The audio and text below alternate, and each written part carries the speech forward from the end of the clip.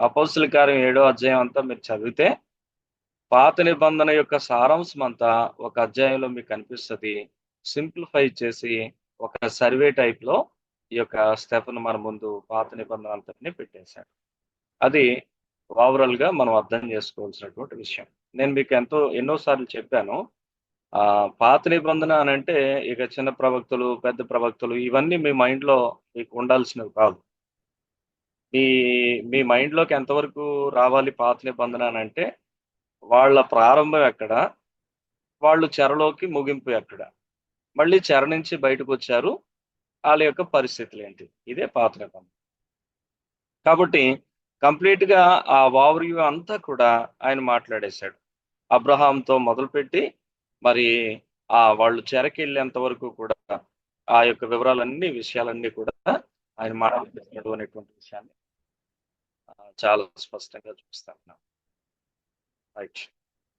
Okay. మరిప్పుడు మనం ఈ ఇంత సుదీర్ఘమైన ప్రసంగాన్ని స్టెఫెను ఎందుకు చేశాడు అనేటువంటిది మనం చూడబోతూ ఉన్నాం. ఈ వివరాలు మనం చూస్తాం. ఖచ్చితంగా ప్రశ్నకు మనం ఆన్సర్ చూస్తాము. అలాగే ఇందులో ఉండేటువంటి ఈ అధ్యాయంలో ఉండేటువంటి మెయిన్ థీమ్ అంతా కూడా మనం కొంచెం ఆలోచిస్తూ ఈ యొక్క అధ్యాయాన్ని మనం ముగించుకోవడానికి ప్రయత్నం చేద్దాం. స్టెఫెను యొక్క ప్రసంగం 1-53 వచనాల్లో మనకు కనబడుతా ఉంది. ప్రధాన యాజకుని ప్రశ్న మొదటి వచనం అయితే, స్టెఫెను యొక్క సమాధానం 2వ అధ్యాయం 53వ వచనం వరకు మనం చూస్తాం. దానికి ప్రజల యొక్క స్పందన 7వ అధ్యాయం 54-60వ వచనం వరకు మనకు కనిపిస్తుంది. ప్రజల యొక్క కోపం 54వ వచనంలో కనబడింది. స్టెఫెను యొక్క దర్శనం గురించిన వివరణ 55, 56 వచనాల్లో కనబడుతుంది. స్టెఫెను హతసాక్షి కావడం గురించి 57-60 వచనాల్లో కనబడుతుంది. ఈ యొక్క అధ్యాయం అంతటిని 2 మేజర్ భాగాలుగా, ప్రధానమైన భాగాలుగా మనం డివైడ్ చేయొచ్చు. 1-53 అధ్యాయాలు ఒక భాగంగాను, 54-60 అధ్యాయాలు ఒక భాగంగాను. 1-53 అధ్యాయాల్లో ఎక్కడ మీ పారాగ్రాఫ్‌లు కనబడవు. ఎందుకు అనంటే అదంతా ఏకధాటిగా స్టెఫెను మాట్లాడుకుంటూ వెళ్ళిపోయాడు. అసలు ఇంత సుదీర్ఘమైన ఆ యొక్క ప్రసంగం అంతట్లో కూడా ప్రారంభ వచనంలో ఏం కనపడుతదంటే, ప్రధాన యాజకుని యొక్క ప్రశ్న కనపడుతది. ఆ ప్రశ్నకు జవాబు చెప్పడమే 2-53 వచనాల్లో ఉండే ఉద్దేశ్యం అన్నమాట. ఆ తర్వాత దానికి స్టెఫెను యొక్క జవాబుకి, సమాధానానికి ప్రజలు ఎలా స్పందించారు అనేటువంటి వివరాలు మనకి 7వ అధ్యాయంలో 54-60 వచనాల్లో మనకు కనబడతా ఉన్నాయి. ప్రజలు ఎలా స్పందించారు అనేటువంటి ఆ వివరాలు 7వ అధ్యాయం 54-60 వచనాల్లో మనకు కనిపిస్తా ఉన్నాయి. దానికోసం మీరు ఆలోచించినప్పుడు దాంట్లో కూడా 54వ వచనంలో ప్రజల యొక్క కోపం కనపడుతది. ఆ తర్వాత 55, 56 వచనాల్లో స్టెఫెను యొక్క దర్శనం కనపడుతది. జస్ట్ 1 మినిట్ నాకు కొంచెం ఒక అబ్బాయి డిస్టర్బ్ చేస్తున్నాడు చెప్పండి.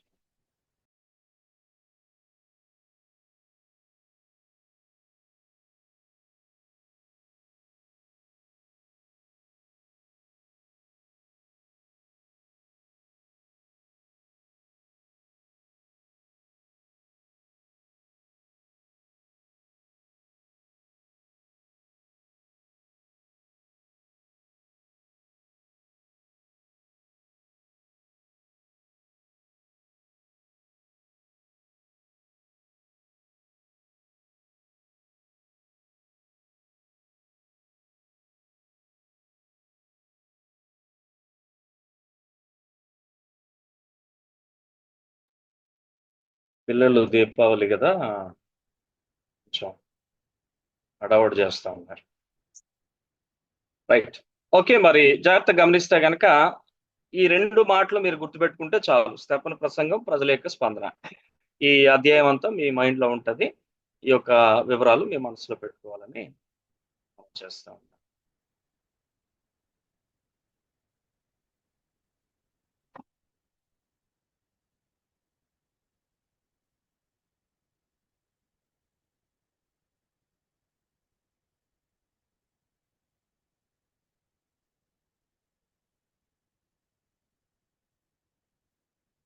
అపోస్తుల కార్యంలో స్తెఫను ప్రసంగం యొక్క ప్రాముఖ్యత ఏమిటి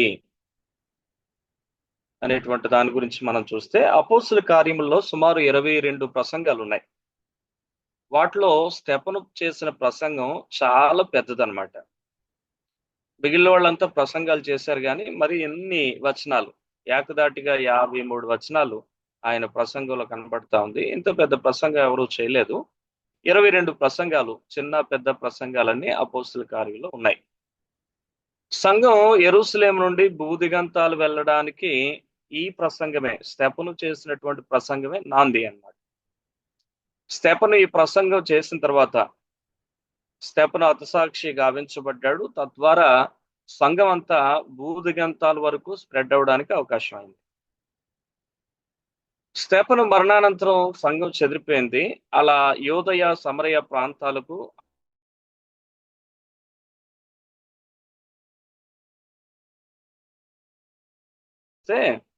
ఆ యెరూషలేములోను, యోదయ సమరయ భూదిగంతాల వరకు సువార్త ప్రకటించి సాక్షులుగా ఉంటారన్నది ప్రభు చెప్పినటువంటి మాట.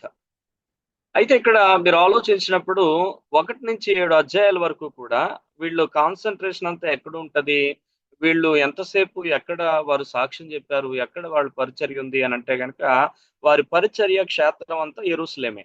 వాళ్ళు యెరూషలేంలోనే ఉన్నారు. యెరూషలేములోనే పరిచర్య అంతా జరుగుతుంది. సంఘం అంతా విస్తరిస్తా ఉంది. అంతే.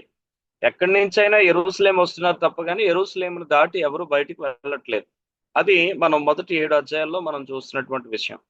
ఎప్పుడైతే ఆ స్తెఫను దేవుని యొక్క వాక్యాన్ని ప్రకటించాడో, ఆ యొక్క ప్రసంగం చేశాడో, ఈ ప్రసంగం తర్వాత మరి స్తెఫను మరణం, ఆ తర్వాత ఆ దానిని ఆధారం చేసుకొని సంఘం అంతా కూడా భయపడి ఏమైపోయిందంటే స్ప్రెడ్ అయిపోయింది.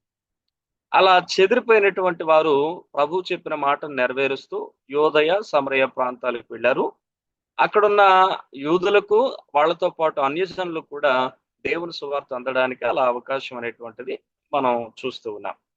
ఇక తర్వాత మీరు ఆలోచించినట్లయితే, మరి ఈ పుస్తకంలో భూదిగంతాల వరకు సువార్త తీసుకువెళ్ళినటువంటి పౌలును ప్రభావితం చేసిన ఇద్దరు వ్యక్తుల్ని లోకా మనకు పరిచయం చేస్తా ఉన్నాడు.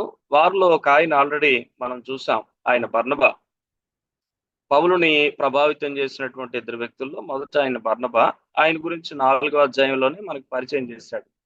ఇప్పుడు లోక మరొక వ్యక్తిని పరిచయం చేస్తున్నాడు. ఆయన స్తెఫన్ అన్నమాట. మీరు ఆలోచించినట్లయితే గనక, మరి ఆల్రెడీ మనం లాస్ట్ క్లాస్ లో మాట్లాడుకున్నాం స్తెఫన్ గురించి. 4 ప్రత్యేకమైనటువంటి సమాజ మందిరాల నుంచి వచ్చినటువంటి ప్రముఖులతో మరి స్తెఫను ఎంతో చక్కగా ఆయన దేవుని యొక్క వాక్యాల గురించి తర్కించాడని మనం చూస్తా ఉన్నాం. అయితే స్తెఫను తర్కించినప్పుడు ఆయన కనుపరిచిన ప్రజ్ఞకు, ఆయన కనుపరిచినటువంటి ఆ లేఖన ప్రత్యక్షతకు మిగిలిన వారెవరూ కూడా జవాబు చెప్పలేకపోయారు. అంత చక్కని దేవుని యొక్క జ్ఞానం చేత, వాక్య జ్ఞానం చేత స్తెఫను చక్కగా దేవుని యొక్క సువార్తను ప్రకటించాడని మనం చూస్తా ఉన్నాం. అయితే మీరు ఆలోచించినప్పుడు ఈ యొక్క స్తెఫను యొక్క జీవితం తర్వాత కాలంలో పౌలు మీద ఎంత ప్రభావం చూపిందో మనకు అర్థమవుతుంది. అందుకే చాలా మంది దైవజనులు ఏమంటారనంటే, పౌలు ఇద్దరు సేవను చేశాడు అని అంటారనమాట. ఒకటేమో పౌలు యొక్క సేవ అయితే, రెండోదేమో తను స్తెఫనును చంపాడు గనుక స్తెఫను యొక్క పరిచర్య కూడా పౌలే, ఇద్దరు పరిచర్య తనే కలిపి చేశాడు అనేటువంటి విషయాన్ని చాలా మంది దైవజనులు మాట్లాడతారు. మేబీ అది నిజంగా ఆయన స్తెఫను యొక్క జీవితం ద్వారా ప్రభావితం చేయబడినటువంటి కారణం అనే విషయాన్ని మనం జ్ఞాపకం చేసుకోవాలి. కాబట్టి మీరు ఆలోచించినట్లయితే కనుక ఈ విధంగా స్తెఫను యొక్క ప్రసంగం కూడా అపోస్తుల కార్యంలో అంత ప్రాముఖ్యతను సంతరించుకుంది కనుకనే సుమారు ఒక అధ్యాయంలో సుమారు ఒక 60 వచనాలకు సంబంధించినటువంటి ఆ భాగాన్ని మరి లూకా చాలా ఓపికగా గ్రంథస్థం చేసి పెట్టడానికి ఆయన ప్రయత్నం చేశాడని మనం చూస్తా ఉన్నాం. కనుక ఈ విషయాలు మీరు మనసులో పెట్టుకోండి. 22 ప్రసంగాలు ఉంటే అందులో స్తెఫను ప్రసంగం చాలా ప్రత్యేకమైంది. అది సంఘాన్ని ప్రభావితం చేసింది, లోకాన్ని ప్రభావితం చేసింది. ఆ సంఘములో ఉండేటువంటి ప్రజలంతా కూడా చెదిరి దేవుని యొక్క చిత్తానుసారంగా ముందుకు వెళ్ళి ఆ ఇతర ప్రాంతాలకు దేవుని యొక్క సువార్తను తీసుకుని వెళ్ళడానికి నాంది ప్రస్తావన ఈ యొక్క ప్రసంగం అనేటువంటి విషయం మనం అర్థం చేసుకోవాల్సిన వారమే. అంతేకాదు మరి పౌలును ఎంతో ప్రభావితం చేసింది. అందుకే ఆ తర్వాత కాలంలో ఆయన మార్చబడిన తర్వాత మరి స్టెఫను ఎలాంటి సేవ అయితే చేశాడో, ఆయన కూడా సమాజ మందిరాలకు వెళ్ళి తర్కిస్తూ ఉండెను అనే మాట మీరు తర్వాత ఆ భాగాల్లో మీరు చదువుతూ వస్తారనమాట. కాబట్టి స్టెఫను యొక్క పరిచర్య ఆయన మీద ప్రభావితం చేస్తుందని చాలా స్పష్టంగా మనం గమనించగలుగుతాం. ప్రధాన యాజకుడు ఈ మాటలు నిజమేనా అని అడిగాను. మొదటి వచనంలో ఈ మాట మనం చూస్తా ఉన్నాం. స్టెఫన్ ఈ ప్రసంగం అంతా ఎందుకు చేశాడు? ఇందాక విశాల ప్రశ్న. మీరు ఆలోచిస్తే అసలు ఈ ప్రశ్న మనం వేసుకొని గమనించినప్పుడు, ఈ అధ్యాయాన్ని పరిశీలన చేసినప్పుడు, స్టెఫను అసలు ఇంత పెద్ద ప్రసంగం ఎందుకు ఎత్తుకున్నాడబ్బా? ఎందుకు ఆయన ఈ ప్రసంగం చేస్తున్నాడు అని అంటే, ఆయన ఏదో కన్ఫ్యూజన్ లో ఉండి చేయలేదు. లేకపోతే గనక ఆయన ఏదో అడిగిన దానికి తన దగ్గర జవాబు లేక కూడా ఈ యొక్క ప్రసంగాన్ని చేయలేదు. అసలు ఈ ప్రసంగం ఎందుకు చేశాడు అనంటే, దానికి ప్రధానమైన కారణం మొదటి వచనంలో కనబడుతుంది. ప్రధాన యాజకుడు ఈ మాటలు నిజమేనా అని అడిగాను. మరి అడిగినప్పుడు జవాబు చెప్పాలి కదా. అందుకే స్టెఫను జవాబును ఒక సుదీర్ఘమైన ప్రసంగ రూపంలో చెప్పాడు అనేటువంటి విషయాన్ని మీరు గమనించాలి. ఈ మాటలు నిజమేనా అన్న ప్రధాన యాజకుని ప్రశ్నకు జవాబుగా ఆయన చెప్పాడు. ఈ మాటలు అంటే ఏ మాటలు, ఎవరి మాటలు అనంటే అబద్ధ సాక్షుల యొక్క మాటలు. ఆ అబద్ధ సాక్షుల యొక్క మాటలు ఏ మాటలు అనంటే కనుక 6వ అధ్యాయంలో మీకు కనిపిస్తే ఆఖరి మాటల్లో, ఈ పరిశుద్ధ స్థలమునకు మన ధర్మశాస్త్రమునకు మోషేకి విరోధముగా మాట్లాడుచున్నాడు అనే మాటలు వారు చెప్పారు. 6వ అధ్యాయము 11, 13, 14 వచనాలను మీరు చూస్తే ఈ యొక్క స్టెఫను ఏం చేస్తున్నాడు అనంటే 3 నేరాలు అతని మీద ఆరోపించారు. ఈ పరిశుద్ధ స్థలానికి, మన ధర్మశాస్త్రానికి, మోషేకి విరోధంగా ఈ మనుష్యుడు మాట్లాడుచున్నాడు అనేటువంటి నేరాన్ని ప్రధాన యాజకుని ముందు స్టెఫను మీద అక్కడున్న అబద్ధ సాక్షులు మోపారు. ఆ మోపబడిన అబద్ధ సాక్ష్యాన్ని విన్న ప్రధాన యాజకుడు అడిగిన ప్రశ్న ఏంటంటే, ఈ మాటలు నిజమా అని అడిగాడు. అడిగిన దానికి ఆయన జవాబు చెప్పడమే ఈ ప్రసంగం యొక్క ప్రధానమైనటువంటి ఉద్దేశం అనే విషయం మీరు గమనించాలి. ఏది నిజమో చెప్పడానికి స్టెఫన్ ఇంత ప్రసంగం చేయాల్సి వచ్చింది అనేటువంటి విషయాన్ని మీరు జాగ్రత్తగా గమనించాలి. ఏది నిజమో, ఇది నిజమా, ఈ మాటలు నిజమేనా అని అడిగాడు గనుక ఏది నిజమో చెప్పడానికి స్టెఫను ఇంత ప్రసంగం చేయాల్సి వచ్చింది అనేటువంటి విషయం మీరు గమనించాలి. విశాల అర్థమైందా? అవునన్నయ్య. రైట్. ముందుకు వెళ్ళినప్పుడు అసలు ఇన్ని వివరాలు ఆయన ఎందుకు ఎత్తుకున్నాడో మనకు అర్థం అవుతుంది. ఈ పరిశుద్ధ స్థలానికి వ్యతిరేకంగా అని అంటే దాని గురించి మాట్లాడుతూ, అసలు పరిశుద్ధ స్థలం మీకు అంత ప్రామాణికం కానీ, అసలు దానికంటే ప్రామాణికం మీరు ఆలోచిస్తున్నట్లుగా దేవుడు ఒక స్థలానికి కట్టుబడి లేడు అని చెప్పడం యొక్క ఉద్దేశమే అబ్రహాముని గురించి, వాళ్ళందరి గురించి ఆయన మాట్లాడటం. ఎందుకంటే అసలు ఈ స్థలానికి రాకముందే అబ్రహాంకి దేవుడు తన ప్రత్యక్షతనిచ్చాడు, పిలుపునిచ్చాడు. ఈ యొక్క విషయాలన్నీ మాట్లాడుకుంటూ వచ్చాడనమాట. అలాగే ధర్మశాస్త్రం గురించి వారు ప్రస్తావించారు కనుక దాని గురించి కూడా ఆయన చాలా సుదీర్ఘంగా సవివరంగా మాట్లాడాడు. అసలు మీరు ధర్మశాస్త్రాన్ని పొందారు కానీ దాన్ని పాటించడం లేదు అనే విషయం చెప్పేశాడు. మోషేకు విరోధంగా మాట్లాడుతున్నారు అని అంటే దాని గురించే మోషేకు సంబంధించినటువంటి వివరణ అంతా కూడా ఆయన మాట్లాడాడు. అందుకని ఇది నిజమేనా అన్న ప్రధాన యాజకుని ప్రశ్నకు జవాబే స్టెఫను యొక్క ప్రసంగం అనే మాట మీరు గుర్తుపెట్టుకోవాలి. యూదులు మరియు స్టెఫను దృష్టిలో పరిశుద్ధ స్థలం ఏది అని గనుక మీరు ఆలోచన చేస్తే, యూదుల దృష్టిలో పరిశుద్ధ స్థలం ఏది?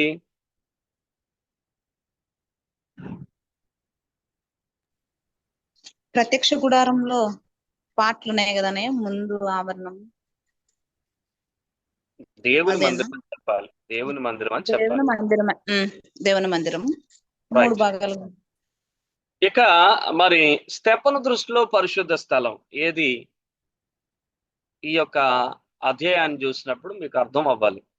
అసలు పరిశుద్ధ స్థలం అంటే అసలు మీరు ఏమనుకుంటున్నారంటూ యూదుల యొక్క దృష్టి ఎలా ఉంది, స్టెఫను యొక్క దృష్టి ఎలా ఉందో ఆయన చేసిన ప్రసంగాన్ని బట్టి మనకు అర్థమవుతుంది. యూదుల దృష్టిలో పరిశుద్ధ స్థలం అనగా యెరూషలేములో ఉన్న మందిరం. ఇదే వాళ్ళకి అత్యంత పరిశుద్ధమైనటువంటి స్థలం. వాళ్ళు దానికి అత్యంత ప్రాముఖ్యతనిస్తారు అనేటువంటి విషయం చరిత్ర మనకు చాలా స్పష్టంగా చెప్తా ఉంది. అయితే స్టెఫను దృష్టిలో పరిశుద్ధ స్థలం అనగా దేవుడు ప్రత్యక్షమైనటువంటి స్థలం. స్టెఫను దృష్టిలో పరిశుద్ధ స్థలం అనగా దేవుడు ప్రత్యక్షమైనటువంటి స్థలం. దేవుడు ఎక్కడ ప్రత్యక్షమై దేవుడు ఎక్కడ దర్శనం ఇస్తాడో మనుషులకు అదే పరిశుద్ధ స్థలంగా మరి స్టెఫను భావిస్తా ఉన్నాడు. ఓకే, మీకు అర్థమవుతుందా? యూదులు ఏమనుకుంటున్నారని అంటే మందిరంలోనే దేవుడు ఉంటాడు అని చెప్పేసి. ఇప్పుడు ఆ సమరయ స్త్రీతో ప్రభు సంభాషిస్తున్నటువంటి సమయంలో సమరయ స్త్రీ ప్రభుతో మాట్లాడిన మాట ఏంటి?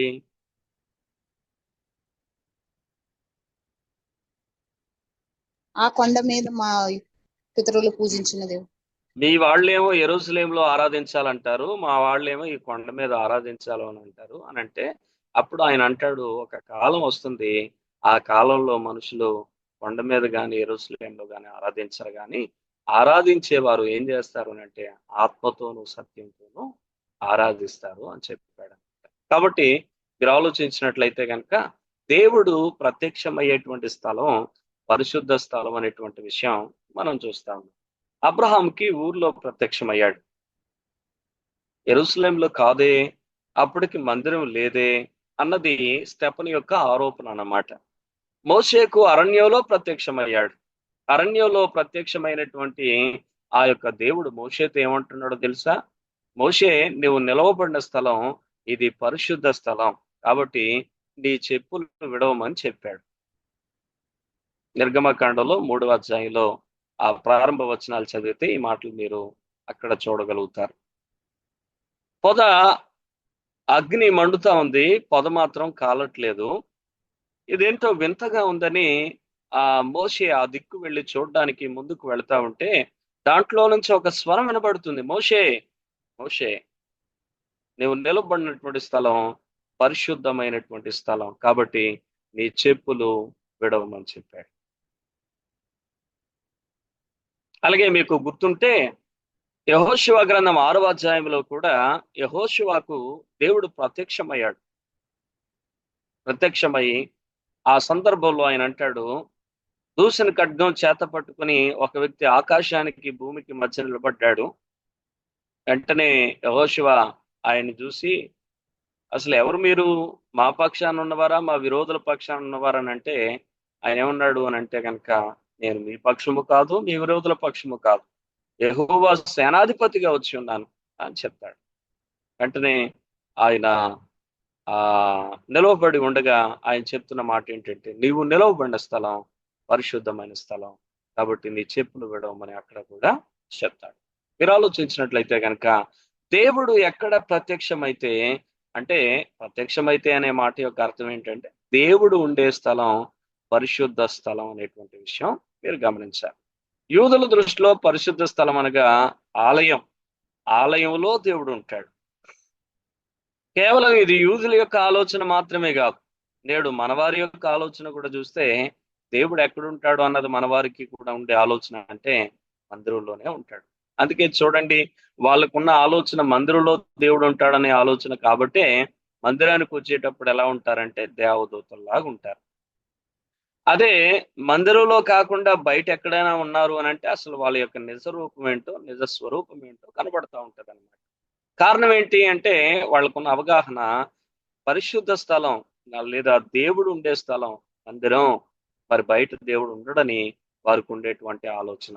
కాబట్టి అలా ఆలోచించొద్దని దేవుడు అబ్రహాముకు ఊరిలోనే ప్రత్యక్షమయ్యాడు. 7వ అధ్యాయం 2వ వచనం మనకు ఆధారం. మరి చాలా మంది ఆదికాండం 11వ అధ్యాయంలో హారానులో దేవుడు అబ్రహాముకు ప్రత్యక్షమైన సంగతిని చదివి అదే మొదటి ప్రత్యక్షత అనుకుంటారు. కానీ మరి స్టెఫను చాలా ముందుకు మనల్ని తీసుకుని వెళ్తా ఉన్నాడు. 7వ అధ్యాయం 2వ వచనంలో ఆయన చెప్తూ ఊరిలో ఉన్నప్పుడే దేవుడు ఆయనకి ప్రత్యక్షమయ్యాడు అనేటువంటి విషయాన్ని మనకి జ్ఞాపకానికి తెచ్చాడు. ఆ తర్వాత మీరు ఆలోచించినట్లయితే మోషే అరణ్యములో దేవుని యొక్క ప్రత్యక్షతను పొందడం గురించినటువంటి వివరాలు కూడా వారికి జ్ఞాపకం చేశాడు. ఒక విధంగా చెప్పాలి అని అంటే, స్తెఫను దృష్టిలో పరిశుద్ధ స్థలం అనగా దేవుడు ఉండే స్థలం. దేవుడు ఉండే స్థలం. కాబట్టి దేవుడు ప్రత్యక్షమైన స్థలం, దేవుడు ఉండే స్థలం. కాబట్టి మరి దేవుడు ఎక్కడుంటాడు? అంతటా అంతటా అంతటా ఉంటాడు. గుర్తుపెట్టుకోండి, అంతరాలలో ఉంటాడు అనేది కాదు బైబిల్ చెప్పేటువంటి సత్యం. చాలా మంది దేవుణ్ణి సర్వాంతర వ్యామి అని అంటారు. అలా అనకూడదు. ఎందుకు అనంటే దేవుడు అంతరాలలో ఉండడు. దేవుడు యంతరాలలో ఉండడు. లోకంలో ఉండేవారు దాన్ని నమ్ముతారు. సర్వాంతర వ్యామి అనే మాట లోకస్తులు పెట్టుకునేటువంటి పేరు దేవునికి. కానీ బైబిల్లో దేవుడు సర్వాంతర వ్యామి కాదు, సర్వ వ్యాపకుడు అని అంటారు. సర్వ వ్యాపకుడు లేదా సర్వ వ్యాప్తి అనే మాట యొక్క అర్థం ఏంటంటే ఆయన అంతటా ఉంటాడు. అది దాని యొక్క అర్థం. అన్నిటిలో ఉంటాడు కాదు. కాబట్టి మీరు జాగ్రత్తగా ఆలోచించినట్లయితే వాళ్ళ విశ్వాసానికి మన విశ్వాసానికి చాలా వ్యత్యాసం ఉంది. దేవుడు అంతటా ఉన్నాడు అనేది ఒక అర్థాన్ని ఇస్తే, దేవుడు అన్నిట్లో ఉన్నాడు అనేది మరొక అర్థం ఇస్తుంది. అన్నిట్లో ఉన్నాడు అని అంటే కనుక ప్రతి దాంట్లో దేవుడు ఉన్నాడు అంటే నీ చూసే దృష్టిలోనే ఉంటుంది, కానీ ప్రతి దాంట్లో దేవుడు ఉన్నాడు. అందుకని ఆ భావన ఏ వ్యక్తిలో అయితే ఉంటుందో ఆ వ్యక్తి ఏం చేస్తాడంటే విగ్రహారాధన చేస్తాడు. ఎందుకు అనంటే తన ముందున్న ప్రతి దాంట్లో దేవుణ్ణి తాను చూస్తాడు. ఒక మనిషిలో చూస్తాడు, ఒక చెట్టులో చూస్తాడు, ఒక జంతువులో చూస్తాడు, ఒక రాయిలో చూస్తాడు. ఇలా ప్రతి దాంట్లో దేవుడు ఉన్నాడు. ప్రతి దాంట్లోని దేవుణ్ణి చూస్తాడు. అది బైబిల్ యొక్క వాక్యానికి విరుద్ధమైనది. దేవుడు అన్నింటిలో కాదు, అంతటా ఉంటాడు అనేది వాక్యానుసారమైనటువంటి సత్యం. అందుకే మీరు పాటల్లో కూడా ఈ పదాలు పలకొద్దు. సర్వాంతర వ్యామి అనే మాటలు పలకొద్దు. దేవుడు అంతట్లో అన్నిటిలో ఉంటాడు అనేది వాక్యం చెప్పటం లేదు. మీకు తెలుసు కదా, మరి బాగోకపోతే తాయెత్తులు ఎందుకు కడతారు అని అంటే గనక దేవుణ్ణి మంత్రాల ద్వారా దాంట్లో పెడితే దేవుడు ఆ మంత్రాల ద్వారా మంత్రాల ప్రభావంతో దేవుని యొక్క శక్తి దాంట్లో ఉంటుందని వారి యొక్క నమ్మకం. అంతరాలలో ఉంటాడు, యంత్రాలలో ఉంటాడు. అందుకని వాళ్ళు ఇంటికి ఏం కడతారంటే యంత్రాలు కడతారు. మంత్రించినటువంటి రేకులు తీసుకొచ్చి కడతారు. కాబట్టి గుర్తుపెట్టుకోండి, దేవుడు అంతరాల్లో ఉండేవాడు కాదు, అంతటా ఉండేవాడు. ఈ రెండింటికి ఉన్న వ్యత్యాసం మీరు తప్పకుండా గుర్తుపెట్టుకోవాలని నేను జ్ఞాపకం చేస్తున్నాను. దేవుడు అంతటా ఉంటాడు. ఈ రోజున ఈ అవగాహన మనుషుల్లో చాలా మందిలో తగ్గిపోతా ఉంది. ముఖ్యంగా ఈవెన్ క్రైస్తవ సమాజంలో కూడా దేవుడు అంతటా ఉన్నాడు అనేటువంటి ఆలోచన కనుమరుగైపోయినటువంటి పరిస్థితులు ఉన్నాయి. ఎందుకు అనంటే మనం వచ్చిన బ్యాక్గ్రౌండ్ అలాంటిది. మనం వచ్చినటువంటి మూలాలను బట్టి దేవుడు ఎక్కడున్నాడంటే గుడిలో ఉన్నాడు. అందుకే గుడికి చాలా ప్రాముఖ్యత ఇస్తారు. కానీ గుడి బయట ఏం చేసినా పర్వాలేదు అన్నది మనుషులకు ఉండేటువంటి ఆలోచన. కాబట్టి ఈ విషయాన్ని మీరు ఆలోచించాలని నేను జ్ఞాపకం చేస్తా ఉన్నా. మన పితరులు ఈ దేశానికి వెలుపల కూడా దీవించబడ్డారు అని చెప్తా ఉన్నాడు స్టెఫను. అందుకే ఆ వివరాలన్నీ చెప్పడం మనం చూస్తా ఉన్నాం. అలాగే మరో మాట ఆయన ఏమంటున్నాడు అనంటే గనక సాక్ష్యపు గుడారం నిర్మించబడింది అరణ్యంలో. మీరు అనుకుంటున్నట్లుగా ఇది పరిశుద్ధ స్థలం అని మీరు యెరూషలేముకి చాలా ప్రాముఖ్యత ఇస్తున్నారు. కానీ గుర్తుపెట్టుకోండి, సాక్ష్యపు గుడారం ఎక్కడ నిర్మించబడింది? అరణ్యములో నిర్మించబడింది అనేటువంటి విషయం ఆయన జ్ఞాపకం చేస్తా ఉన్నాడు. మందిరం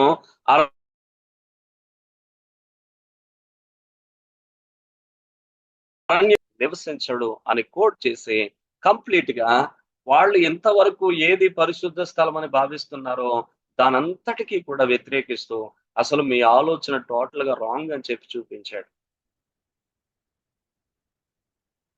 చూడండి, ఇంతకాలం ఒక నమ్మకంలో ఉంటున్న వారికి, ఇంతకాలం ఒక నమ్మకంతో ముందుకు సాగుతున్న వాళ్ళకి ఒకేసారి మీరు నమ్మేదంతా కూడా అది తప్పు, అది సరికాదు అని చెప్తే వాళ్ళు ఎంత గందరగోళానికి లోనవుతారో ఒకసారి ఆలోచించండి. ఇప్పుడు అక్కడ ఉన్న వాళ్ళందరూ కూడా అలాగే గందరగోళానికి లోనయ్యారు. అంతేకాదు, మీరు ఆలోచించాలి, అసలు వాస్తవికమైన సత్యం ఏంటంటే ఆ స్టెఫను చూపించినటువంటి ఆధారాలు, వివరాలు, సత్యాలు ఇవన్నీ కూడా ఆలోచించినోళ్ళు ఒకరు లేరు అక్కడ. ఎంతసేపు వాళ్ళకున్నది ఏంటంటే గనక, అయ్యో మా పరిశుద్ధ స్థలాన్ని నీవు తక్కువ చేసి మాట్లాడతావా, మా మందిరానికి ప్రాముఖ్యత లేకుండా చేసేస్తావా, ఇదే వాళ్ళకు ఉండేటువంటి ఆ కోపం తప్ప గాని వాళ్ళు ఎంతమంది సత్యాసత్యాలు ఆలోచన చేసే మనసు ఉంది చెప్పండి. ఈ రోజు నేటి సమాజం కూడా అలాగే ఉంది. ఎంతసేపు కూడా సత్యాసత్యాలను ఆలోచించే మనసు లేదు చాలా మంది. ఎంతసేపు మా నమ్మకాలకు వ్యతిరేకంగా మాట్లాడుతున్నారు, మేము నమ్ముతున్న దాన్ని మీరు కాదంటున్నారు, ఇదే వాళ్ళ సత్యం ఉందా, ఒకవేళ ఉంటే ఎంతవరకు సత్యం, సరే మేము కూడా ఆలోచిస్తాము, మేము కూడా దాని గురించి పరిశీలిస్తామనే ఆలోచన లేదు. ఆ రోజు స్టెఫను కాలంలో, ఆదిమ సంఘ కాలంలో లోకం ఎలా ఉందో ఈ రోజు మన లోకం కూడా అలాగే ఉంది అని చెప్పడంలో ఏమాత్రం కూడా ఆశ్చర్యము లేదు పిల్లరా. కాబట్టి జాగ్రత్తగా విషయాన్ని గమనించండి. అందుకే మీరు ఆలోచించినట్లయితే గనక ఒకవైపు లోకాన్ని, అలాగే ఇటు సంఘాన్ని ఆ పోల్చుకుంటూ ఆలోచించండి స్టెఫన్ని యూదులతో పాటు మీరు చూసినప్పుడు. అలాగే మరొక ప్రక్క మనం మనం కూడా ఒక మత భ్రమలో ఉండేటువంటి యూదులు ఎలా ఉండిపోయారో మనం కూడా కొన్ని విషయాల్లో ఎలా అయిపోతున్నాం అని అంటే గనక, మనం ఒక స్థలానికి పరిమితం, లేదంటే ఒక ఆలోచనకు పరిమితమైనటువంటి పరిస్థితులు ఉండిపోతాం. ఈ యొక్క వేరియేషన్ కూడా గుర్తించండి. దేవుడు ఆ నివసించే స్థలం, దేవుని యొక్క మందిరం అనేటువంటి దానికి వచ్చేసరికి దేవుడు ఎక్కడున్నాడు అని అంటే మందిరంలో ఉన్నాడు. అంతవరకే ఒకవేళ ఉండిపోతే గనక మనం బ్రాడ్ గా ఆలోచించలేకపోతున్నాం. మందిరానికి ఉంది ప్రాముఖ్యత. మందిరం పరలోకపు గవిని, దాని విషయంలో తప్పేమీ లేదు. మనం అందరం దేవుణ్ణి కలుసుకోవడానికి, ఆరాధించడానికి ఉండే ఒక ప్రత్యేకమైన స్థలం, దాని విషయంలో ఏమాత్రం కూడా సందేహం లేదు. కానీ కేవలం దానికే బాండ్ అయిపోయి మందిరంలో మాత్రమే పరిశుద్ధత ఉండి బయట ఎక్కడికి వెళ్ళా నాకు పరిశుద్ధతతో పని లేదు, మందిరానికి వెళ్ళినప్పుడు మాత్రమే నేను దేవుని బిడ్డను, మందిరం నుంచి బయటకు వస్తే నా ఇష్టారాజ్యంగా నేను బతుకుతానని అంటే కనుక నీకు నిజంగా దేవుని గురించి అవగాహన అవలేదు. ఆయన ఉండే ఆ చోటు ఏంటో నీకు సరిగా అర్థం కాలేదనేటువంటిది స్టెఫెను ఆరోపిస్తున్నటువంటి ఆరోపణను బట్టి మనం కూడా అర్థం చేసుకోవాలి. ఓకే, మనకేం అర్థం అవుతుంది అంటే దేవుడు అంతటా ఉంటాడు. మీరు జ్ఞాపకం చేసుకోండి, యెరూషలేములో మాత్రమే కాదు, అసలు యెరూషలేములో మందిరం కట్టక మునిపే, మందిరం అరణ్యంలో కట్టబడింది, 40 సంవత్సరాలు తిరిగింది అంటే ఒక స్థలానికి ఆయన పరిమితమై లేడు. ఆయన ఎన్నో స్థలాల్లో ప్రత్యక్షతనిచ్చాడు అబ్రహాముకి, మోషేకి అని ఆ వివరాలన్నీ కూడా ముందుకు తీసుకొని వచ్చి దేవుడు ప్రత్యక్షమైంది, దేవుడు ఉండేదే పరిశుద్ధ స్థలం అని చెప్పేసి అని చాలా స్పష్టమైన వివరణ ఆయన ఇస్తారు. ఏం అర్థమవుతుందా, కన్ఫ్యూజన్ గా ఉందా? అర్థం అవుతుంది. రైట్. దేవుడు ఉండే స్థలం గురించి మాట్లాడినప్పుడు ఎలా దేవుని యొక్క మందిరం మార్పులకు లోనవుతూ వచ్చిందో మీరు జాగ్రత్తగా ఆలోచించండి. ప్రత్యక్ష గుడారం అది అరణ్యంలో కట్టబడింది. అక్కడి నుంచి సొలొమోను మందిరం అనేటువంటిది యెరూషలేములోనికి వచ్చినాక, స్థిరపడినాక సొలొమోను మందిరం అనేది నిర్మించబడింది. అయితే ఇలా నిర్మించబడినటువంటి ఈ మందిరం నెబుకద్నెజరు యొక్క హయాములో కాల్చబడింది. అలా కాల్చబడిన తర్వాత జెరుబ్బాబెలు మందిరం మళ్ళీ కట్టాడు. తిరిగి వచ్చిన తర్వాత, చెరలో నుంచి వారు వెనక్కి వచ్చిన తర్వాత జెరుబ్బాబెలు ఆధ్వర్యంలో మళ్ళీ మందిరం తిరిగి కట్టబడి ప్రతిష్ఠించబడింది. ఇలా కట్టబడినటువంటి యొక్క మందిరం తర్వాత కాలంలో హేరోదు రాజు కాలంలో మార్చబడింది. అలా మార్చబడినటువంటి ఆ మందిరం హేరోదు మందిరంగా ప్రభువైన యేసుక్రీస్తు వారి ఈ భూమి మీదకి వచ్చి పరిచర్య చేస్తా ఉంటున్న కాలానికి మీరు యోహాను సువార్త 2వ అధ్యాయంలో చదువుతారు. అప్పటికి సుమారు 36 సంవత్సరాల నుంచి కడుతూనే ఉన్నారు ఆ మందిరాన్ని వాళ్ళు మార్పులు చేస్తూనే ఉన్నారు. ఎంతవరకు చేశారు అని అంటే క్రీస్తు 70లో మందిరం కోల్చబడింది. దానికి ముందు సుమారు ఒక 5-6 సంవత్సరాల ముందు వరకు కూడా మందిరాన్ని కడుతూనే ఉన్నారు, మారుస్తూనే ఉన్నారు. జస్ట్ అంతా కంప్లీట్ చేసామనేసరికి 5-6 సంవత్సరాల్లో ఏమైపోయిందంటే ఆ హేరోదు మందిరం కూల్చబడింది. కూల్చబడింది. ఆ తర్వాత మీరు గమనిస్తే ఇప్పుడు హేరోదు మందిరం కూల్చబడిన తర్వాత ఇప్పుడు దేవుడు వచ్చి మరి ఈ భూమి మీద ఆయన తన సంఘాన్ని స్థాపించాడు. ఇప్పుడు ఆ సంఘము దేవుని యొక్క శరీరం, ప్రభు అయినటువంటి యేసుక్రీస్తు వారి యొక్క శరీరం, ఆ దేహం అనేటువంటి ఆ మందిరం ప్రజెంట్ ఇప్పుడు ఏమవుతుందంటే కొనసాగుతూ ఉంది. ఓకే, ఇది మందిరాన్ని గురించి మనకు ఉండాల్సినటువంటి ఆ అవగాహన. ప్రత్యక్ష గుడారం అరణ్యంలో కట్టబడింది. వాళ్ళు అందరూ కూడా ఇజ్రాయెల్ దేశానికి వచ్చి స్థిరపడిన తర్వాత యెరూషలేంలో సొలొమోను ద్వారా మందిరము నిర్మించబడింది.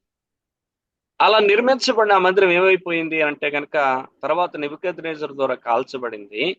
ఆ కాల్చబడిన అదే స్థలంలో మళ్ళీ జెరుబ్బాబెలు ద్వారా మందిరము నిర్మించబడింది. అలా నిర్మించబడిన ఆ మందిరం మళ్ళీ ఏమైంది అని అంటే కనుక హేరోదు ద్వారా మార్పులకు లోనయ్యింది. చాలా మార్పులు చేశాడు. దాన్ని చాలా సుదీర్ఘమైన కాలం పాటు దాన్ని డెవలప్మెంట్ చేస్తూనే వచ్చాడు. అంత డెవలప్మెంట్ చేసినప్పుడు కూడా ఆ మందిరం కూడా ఏమైపోయిందంటే మళ్ళీ కోల్చబడింది. మరి క్రీస్తు 70లో అలా కోల్చబడినప్పుడు కూడా ఎన్నటెన్నటికి నిలిచే ఒక ఆత్మ సంబంధమైన మందిరం ఈ రోజు మనం చూస్తా ఉన్నాం. ఆ మందిరాన్ని ప్రభువైన యేసుక్రీస్తు వారు మరి పెంతెకొస్తు పండగ రోజున ప్రారంభించారు. ఆ మందిరం దేవుని యొక్క దేహం అనే మందిరం నేటికి కూడా అది కొనసాగుతూనే ఉంది. మీకేమర్థం అవుతుంది? ఆ గుడారమైన సొలొమోను లాంటి మహారాజులు కట్టిందైనా, హేరోదు లాంటి మహారాజులు కట్టిందైనా, అంత మహిమ లేనటువంటి ఒక సాధారణమైన జెరుబ్బాబెలు లాంటి కట్టినటువంటి మందిరమైనా, అది ఏదైనా అది కాల్చబడుతుందో, మార్చబడుతుందో, కోల్చబడుతుందో అవన్నీ జరుగుతాయి. కానీ ఎన్నటెన్నటికీ కొనసాగేది దేవుని యొక్క సంఘం. అదే క్రీస్తు శరీరం అనేటువంటి ఆ సంఘం, అదే నిజమైనటువంటి మందిరం అనే విషయాన్ని మీరు గమనించాలి. అందుకనే చాలా సార్లు చర్చ్ అంటే మనం బిల్డింగ్ వైపు చూస్తాం. అసలు చర్చ్ అనేటువంటి మాట సంఘానికి వాడబడినటువంటి ఇంగ్లీష్ పదం. సంఘం అనగా క్రీస్తు యొక్క శరీరం అనేటువంటి విషయాన్ని మనం గుర్తుపెట్టుకోవాల్సిన వారమై ఉంటుంది. కాబట్టి దేవుడు ఉండే స్థలం అనేటువంటిది ఇన్ని మార్పులకు లోనవుతూ ముందుకు వెళ్ళింది అనేటువంటి విషయాన్ని మీరు గమనించండి. ఓకే, ఒకప్పుడు ప్రత్యక్ష గుడారంలో, తర్వాత సొలొమోను మందిరంలో, తర్వాత జెరుబ్బాబెలు మందిరంలో, తర్వాత హేరోదు మందిరంలో, అయితే ఇప్పుడు మరి దేవుని యొక్క దేహం అనే సంఘం అనేటువంటి ఈ మందిరంలో ఇప్పుడు కొనసాగుతూ ఉంది అనేటువంటి విషయాన్ని మీరు గమనించాలి. ధర్మశాస్త్రానికి విరోధంగా ఎవరు నడిచారు అనేటువంటి విషయాన్ని మీరు చూస్తే, వాళ్ళు ధర్మశాస్త్రం గురించి 2వ నేరారోపణ చేశారు కదా. ఇప్పుడు ధర్మశాస్త్రానికి విరోధంగా అసలు ఎవరు నడిచారు ఆ వివరాల గురించి మనం చూసినప్పుడు, మరి అప్పుడు మీ పితరులు నడిచారు అని చెప్తా ఉన్నాడు. నిర్గమకాండం 7వ అధ్యాయంలో నుంచి ఈ యొక్క అపోస్తుల కార్యం 7వ అధ్యాయం నుంచి 40 నుంచి 43 వచనాల్లో మనం చూసినప్పుడు వారు విగ్రహారాధన చేశారనేటువంటి విషయాన్ని జ్ఞాపకం చేస్తా ఉన్నాడు. అలాగే మోషేకు ప్రవక్తలకు విరోధంగా వారు నడిచారు అనేటువంటి విషయాన్ని ఆయన జ్ఞాపకం చేస్తున్నాడు. తిరస్కరించారు అనే మాటలు ఆయన చెబుతా ఉన్నాడు. అలాగే ప్రవక్తలను చంపడం గురించి మాట్లాడుతూ ఉన్నాడు. 7వ అధ్యాయం 51-52 వచనాల్లో ప్రవక్తలను దేవుడు తన ప్రవక్తల ద్వారా మరి వాళ్ళకి ధర్మశాస్త్రాన్ని వివరించడానికి, లేదంటే దేవుని యొక్క న్యాయ విధులను నుంచి వాళ్ళు తొలగిపోతున్నప్పుడు, మీరు తొలగిపోతున్నారని వారిని సరిచేయడానికి, గద్దించడానికి పంపితే ఆ గద్దించే ప్రవక్తలు వారు ఏం చేశారు అంటే కనుక చంపడం అనేటువంటి విషయాన్ని మనం చూస్తాం. ఈ విధంగా వారు విగ్రహారాధన చేశారు, మోషేకు ప్రవక్తలకు విరోధంగా నడిచారు. అంతేకాదు వారు మిగిలినటువంటి చాలా మంది ప్రవక్తల్ని వారు చంపారనేటువంటి విషయాలు మరి ఈ రెఫరెన్స్ మీరు చూసినప్పుడు అర్థమవుతా ఉంది. ఈ యొక్క ప్రజలు, మీ పితరులందరూ కూడా అసలు వాళ్ళు ధర్మశాస్త్రానికి విరోధంగా నడిచారు. అందుకని ఆయన అంటాడు, మీరు ధర్మశాస్త్రాన్ని పొందారు కానీ మీరు దాన్ని గైకొనలేదనేటువంటి మాట ఆయన చెప్తా ఉన్నారు. సరే, ఇప్పుడు ఆ స్టెఫను కాలంలో ఉండేటువంటి వారు ఏం చేస్తున్నారు అని అంటే వారు వాక్యానికి లోబట్టలేదు. ఎంతో క్లియర్ గా ఆయన చెప్పినవేవి వాక్య విరుద్ధమైన సంగతులు కావు. ప్రతి దానికి కూడా ఆధారాలు చూపించాడు. ఫలానా ఇదిగో ఆ అబ్రహామును చూడండి, మోసేను చూడండి, సొలొమోను కట్టాడు, దావీదు ఇలా చేశాడని ప్రతి దానికి కూడా ఆయన ఆధారాలు చూపిస్తా ఉన్నాడు. ఆధారాలు చూపిస్తా ఉన్నాడు. అయినప్పటికీ కూడా వారు వాక్యానికి లోబడలేదు. అలాగే ప్రభువును వారు చంపారు అనే మాట మనం చూస్తా ఉన్నాం. ప్రభువును వారు చంపారు. అలాగే మీరు ఆలోచించినట్లయితే అందుకనే 7:53 దగ్గరికి వచ్చేసరికి ఏమన్నాడంటే, మీరు ధర్మశాస్త్రాన్ని పొందారు కానీ దాన్ని గైకొనలేదు అనేటువంటి మాట వారి మీద చెప్పడం అనేటువంటిది మనం చూస్తా ఉన్నాం. కాబట్టి మీరు ఈ విషయాలు జాగ్రత్తగా ఆలోచించండి. అంటే వీళ్ళు ధర్మశాస్త్రాన్ని పొందారు కానీ దాన్ని వారు గైకొనలేదు. ఆ రోజున్న పితరులు గైకొనలేదు, ఈ రోజున్న ఈ ప్రజలు కూడా గైకొనలేదు అనేటువంటి విషయాన్ని మీరు జాగ్రత్తగా ఆలోచించాలి. వీళ్ళు ఎలా గైకొనలేదు అని అంటే 2 మాటలు ఆల్రెడీ నేను అంతకుముందు చెప్పాను, మరోసారి జ్ఞాపకం చేస్తాను. అబద్ధ సాక్ష్యం పలకకూడదని నిర్గమకాండ 20:16 ధర్మశాస్త్రంలో దేవుడు ఇచ్చినటువంటి ఆజ్ఞల్లో ఒక ఆజ్ఞ, 10 ఆజ్ఞల్లో ఒక ఆజ్ఞ. కానీ వీళ్ళు ఏం చేస్తున్నారు? అబద్ధ సాక్ష్యం చెప్తాం. నరహత్య చేయకూడదు అనేది నిర్గమకాండ 20:13 దేవుడు ఇచ్చినటువంటి ఒక ఆజ్ఞ. అయితే మీరు ఆలోచించినట్లయితే కనుక ఇక్కడ వాళ్ళు ఏం చేశారు? 7వ అధ్యాయం 52 మనం చూస్తా ఉన్నాం. స్టెఫన్ రాళ్లతో కొట్టి చంపేశారు. అంటే మరి వీరు గైకుంటున్నారా ధర్మశాస్త్రాన్ని? గైకొనలేదు. అప్పుడున్న వారు గైకొనలేదు, వాళ్ళ పితరులు. అలాగే ఇప్పుడున్న ఈ యొక్క తరంలో ఉండేటువంటి వారు కూడా వారు గైకొనలేదు. కాబట్టి మీరు ఆలోచిస్తే వాళ్ళు ఏమన్నా నేరారోపణ మోపుతా ఉన్నారు అని అంటే, ఈ యొక్క వ్యక్తి మన పరిశుద్ధ స్థలానికి వ్యతిరేకంగా, ధర్మశాస్త్రానికి వ్యతిరేకంగా, మోసేకు వ్యతిరేకంగా మాట్లాడుతున్నాడు అని చెప్తే ఆయన చాలా వివరంగా చెప్పాడు. అయ్యా, అసలు పరిశుద్ధ స్థలం అంటే ఏంటో తెలుసుకోండి అని పరిశుద్ధ స్థలాన్ని గురించి వివరించాడు. ఇప్పుడు ఆయన ధర్మశాస్త్రానికి విరోధంగా అసలు ఎవరు నడుస్తున్నారు మీరు ఆలోచించండి అంటూ, అప్పుడు మీ పితరులు నడిచారు, ఇప్పుడేమో మీరు నడుస్తున్నారు చెప్పేసని వాళ్ళందరికీ అర్థమయ్యేటట్లుగా ఒక్క మాటలోనే చెప్పేశాడు. అప్పుడు గాని ఇప్పుడు గాని మీరు ఏం చేయట్లేదనంటే ధర్మశాస్త్రాన్ని పొందారు కానీ దాన్ని గైకొనలేదు. Same problem. అందుకే నేను మీకు చెప్పాను, యూదుల్ని సంఘంతో పోల్చుకొని మీరు ఆలోచించండి అని కూడా చెప్పాను. అలాగే లోకంతో పోల్చుకొని కూడా మీరు ఆలోచించండి అనేటువంటి విషయాన్ని చెప్పాను. గమనిస్తే ఇక్కడ మరి ఆనాడు యూదులు ఎలాగైతే దేవుని యొక్క వాక్యాన్ని పొంది దాన్ని గైకొనలేదో, ఈరోజు నేడు సంఘంలో కూడా మనం అదే చూస్తాం. వాక్యాన్ని పొందుకుంటున్నాం మనం, కానీ ఎంతమంది వాక్యాన్ని పాటించేటువంటి పరిస్థితిలో ఉన్నారు? ఎంతమంది వాక్యాన్ని గైకుంటున్నారు? మీరు ఆలోచించాలి. చాలా మంది గమనిస్తే గనక ఏమిటి పిఎస్ స్వామి గారు దైవచనుడు ఏమంటాడు అని అంటే గనక, ఈ యొక్క ఆదివారం విన్న వాక్యం వచ్చే ఆదివారం లోపు నీ జీవితంలోనికి, అది నీ ప్రవర్తనలోనికి, నీ నడవడికలోనికి అది రాకపోతే నువ్వు మరొక ప్రసంగం వినడానికి నీకు హక్కు లేదు అని అంటాడు. అంటే ఆలోచించండి, అసలు దేవుడు మనకి ఎందుకు తన సందేశాన్ని ఇస్తున్నాడు అనంటే గనక మనం దాన్ని గైకొనడానికి. కానీ ఎంతమంది దేవుని వాక్యాన్ని గైకొనగలుగుతూ ఉన్నారు? మీరు ఆలోచించినట్లయితే గనక వారు పొందారు ధర్మశాస్త్రాన్ని, గైకొనలేదు. ఈ రోజు మనం కూడా పొందుతున్నాం ప్రసంగాలు. ఏమండి, తెల్లవారు లేచిన దగ్గర నుంచి ఎన్నో ప్రసంగాలు మన దగ్గరకు వస్తా ఉన్నాయి.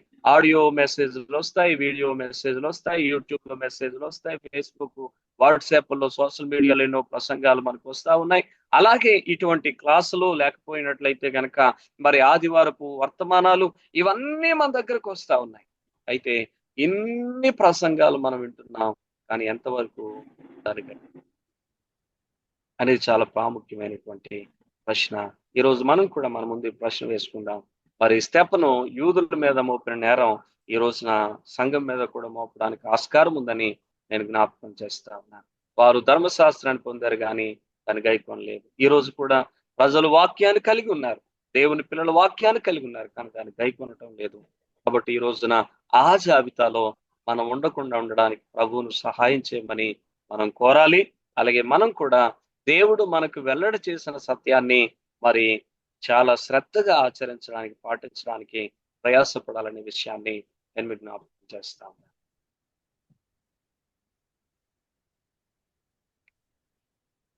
మోషేకి విరోధంగా మాట్లాడుతున్నాడు అనేటువంటి నేరం వాళ్ళు చేశారు కనుక, మోషేకి అసలు విరోధంగా ఎవరు తిరుగుబాటు చేశారో ఇక్కడ ఆయన లేవనెత్తి చూపిస్తా ఉన్నాడు. అప్పుడు మీ పితరులు వాళ్ళు ఏమంటున్నారు అని అంటే గనక, అసలు మా మీద నిన్ను తీర్పరిగా నియమించింది ఎవరు అని తిరస్కరించారు. 7వ అధ్యాయం 27, 28 వచనాల్లో ఆ మాటలు మీకు కనిపిస్తా ఉన్నాయి.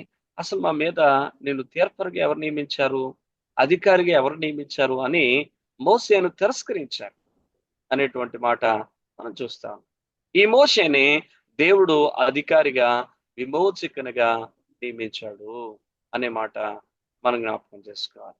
అయితే ఇతనికి లోబడక వారు ఏం చేస్తా ఉన్నారు అంటే తిరుగుబాటు చేస్తూనే ఉన్నారు. మాటికి తిరుగుబాటు చేస్తూనే ఉన్నారు అనే విషయం మీరు గమనించాలి. మరి ఇప్పుడు మీరు అని తన ముందున్న ఆ యూదా సమాజం అంతటిని బ్లేమ్ చేస్తూ అని అంటాడు, మోసే చెప్పిన నా వంటి ప్రవక్త, ద్వితీయోపదేశకాండం 18వ అధ్యాయం 16వ వచనంలో ఉంటుంది ఈ ప్రవచనం. నా వంటి ప్రవక్తను మీ సహోదరుల నుంచి మీ కొరకు దేవుడు పుట్టిస్తాడని మోసే చెప్పాడు. మీరు అన్ని విషయాల్లో ఆయన మాట వినాలి అని చెప్పాడు. ఆ ప్రవక్త మాట వినని వాడు ఏమైపోతాడు అనంటే గనక సర్వనాశనం అయిపోతాడని కూడా చెప్పాడు. మీరు జాగ్రత్తగా గమనించాలి. మీకు జ్ఞాపకం ఉందా? యోహాను సువార్త 1వ అధ్యాయంలో బాప్తిస్మం ఇచ్చి యోహాన్ దగ్గరికి మరి పరిసయ్యుల యొక్క శిష్యులు వచ్చి, అసలు నీవెవరు, మమ్మను పంపిన వానికి మేము జవాబు చెప్పాలి, అసలు నీవెవరు, నిన్ను గూర్చి నీవెవరని చెప్పుకుంటున్నావని ఆయనను ప్రశ్నిస్తూ, నీవు ఆ ఇర్మియావా అని అడుగుతారు, ఏలియావా అని అడుగుతారు. ఇలా ప్రశ్నలు వేస్తూ చివరికి ఒక మాట అంటారు, నీవు ఆ ప్రవక్తవా అని కూడా అడుగుతారు. అసలు ఇంతకీ వారు అడిగిన ప్రశ్నలో ఉన్న ఆ ప్రవక్త ఎవరు అనంటే గనక, మనకైతే ఆ ప్రవక్త అంటే మనకు అర్థం కాదు, కానీ యూదులకు అర్థమైపోతుంది. ఆ ప్రవక్త అంటే మోసే చెప్పినటువంటి నా వంటి ప్రవక్త. ఆయన ఎవరి కొరకు చెప్పాడు అనంటే యేసు ప్రభు వారి కొరకు చెప్పాడు అనేటువంటి విషయాన్ని చాలా స్పష్టంగా ఆయన చెప్పడానికి ప్రయత్నం చేస్తాను. ఆల్రెడీ 3వ అధ్యాయాన్ని నేను వివరించినప్పుడు వివరణ నేను మీకు చెప్పాను, మీరు జాగ్రత్తగా గమనించండి. అయితే ఆ రోజు మోషే మాట ఎలా అయితే వినకుండా తిరుగుబాటు చేశారో, ఇప్పుడు యేసు ప్రభు మాట కూడా వినలేదు సరికదా, మీరు ఆయన్ను చంపారనేటువంటి మాట ఇప్పుడు ఆయన జ్ఞాపకము చేస్తా ఉన్నాడు. కాబట్టి ఈ విషయాలు గమనించండి. అప్పుడేమో మీ పితరులు, ఇప్పుడేమో మీరు. మోసేకి విరోధంగా తిరుగుబాటు చేసింది ఎవరు? మీరే. ఆ రోజుల్లో మీరు మోసేని తిరస్కరించారు. అసలు నిన్నెవడు మా మీద నాయకుడిగా నియమించాడని ఎదిరించారు. తీరా దేవుడు నియమించి పంపినా కూడా మీరు లోపడక ఆయన్ని ఎప్పటికీ తోసివేస్తూనే ఉన్నారు, ఆయన మీద తిరుగుబాటు చేస్తూనే ఉన్నారు. అప్పుడు మీ పితరులని చెప్పి చూపించాడు. ఇప్పుడు మీరు కూడా ఏం చేస్తున్నారు అంటే మోషేకు వ్యతిరేకంగా మీరే తిరుగుబాటు చేస్తున్నారు. మోషే చెప్పాడు, నా వంటి ప్రవక్తను దేవుడు మీలో నుంచే పంపిస్తాడు. కానీ మీరు అన్ని విషయాల్లో ఆయన మాట వినమని చెప్తే మీరు ఈ రోజు ఆయన మాట వినలేదు సరికదా, తిరిగి ఆయన్ని చంపారు అనేటువంటి మాట ఆయన జ్ఞాపకము చేస్తాను. కాబట్టి ఈ విషయాన్ని జాగ్రత్తగా మీరు ఆలోచించండి. 52వ వచనంలో మీరు చూసినప్పుడు, మీ పితరుల ప్రవక్తలలో ఎవరిని సహింపక ఉండిరి, ఆ నీతిమంతుని రాకను గురించి ముందుగా తెలిపిన వారందరినీ చంపిరి, ఆయనను మీరు ఇప్పుడు అప్పగించి హత్య చేసితిరి అనే మాట ఆయన చూపించారు. కాబట్టి యేసు ప్రభువుని గురించి ప్రకటించిన వారిలో మోసే ఒక వ్యక్తి అనే మాటను మీరు చూస్తే, ఆ మోసే యొక్క మాటను ఇప్పుడు మీరు తిరస్కరిస్తున్నారు అనే మాట మరి ఆ స్టెఫను తన ప్రసంగంలో ముఖ్యాంశంగా చూపిస్తాను. మీరు జాగ్రత్త గుర్తుపెట్టుకోండి. ఇక్కడ మోసే ఏం చెప్పాడు, అలాగే మరొక ఆయన ఎవరు అని అంటే గనక మరి యోసేపును గురించి మాట్లాడాడు. వీళ్ళిద్దరూ కూడా తమ సొంత ప్రజల చేత తిరస్కరించబడిన వారే, తమ సొంత సహోదరుల చేత తిరస్కరించబడిన వారే. కాబట్టి మీరు ఆలోచించినట్లయితే ప్రభువైన యేసుక్రీస్తు వారు కూడా తన సొంత వారి చేత తిరస్కరించబడ్డాడు. అందుకే వాళ్ళిద్దరిని కూడా మెయిన్ గా బాహాటంగా చూపిస్తున్నాడు అనే విషయాన్ని మీరు గుర్తుపెట్టుకోవాలి.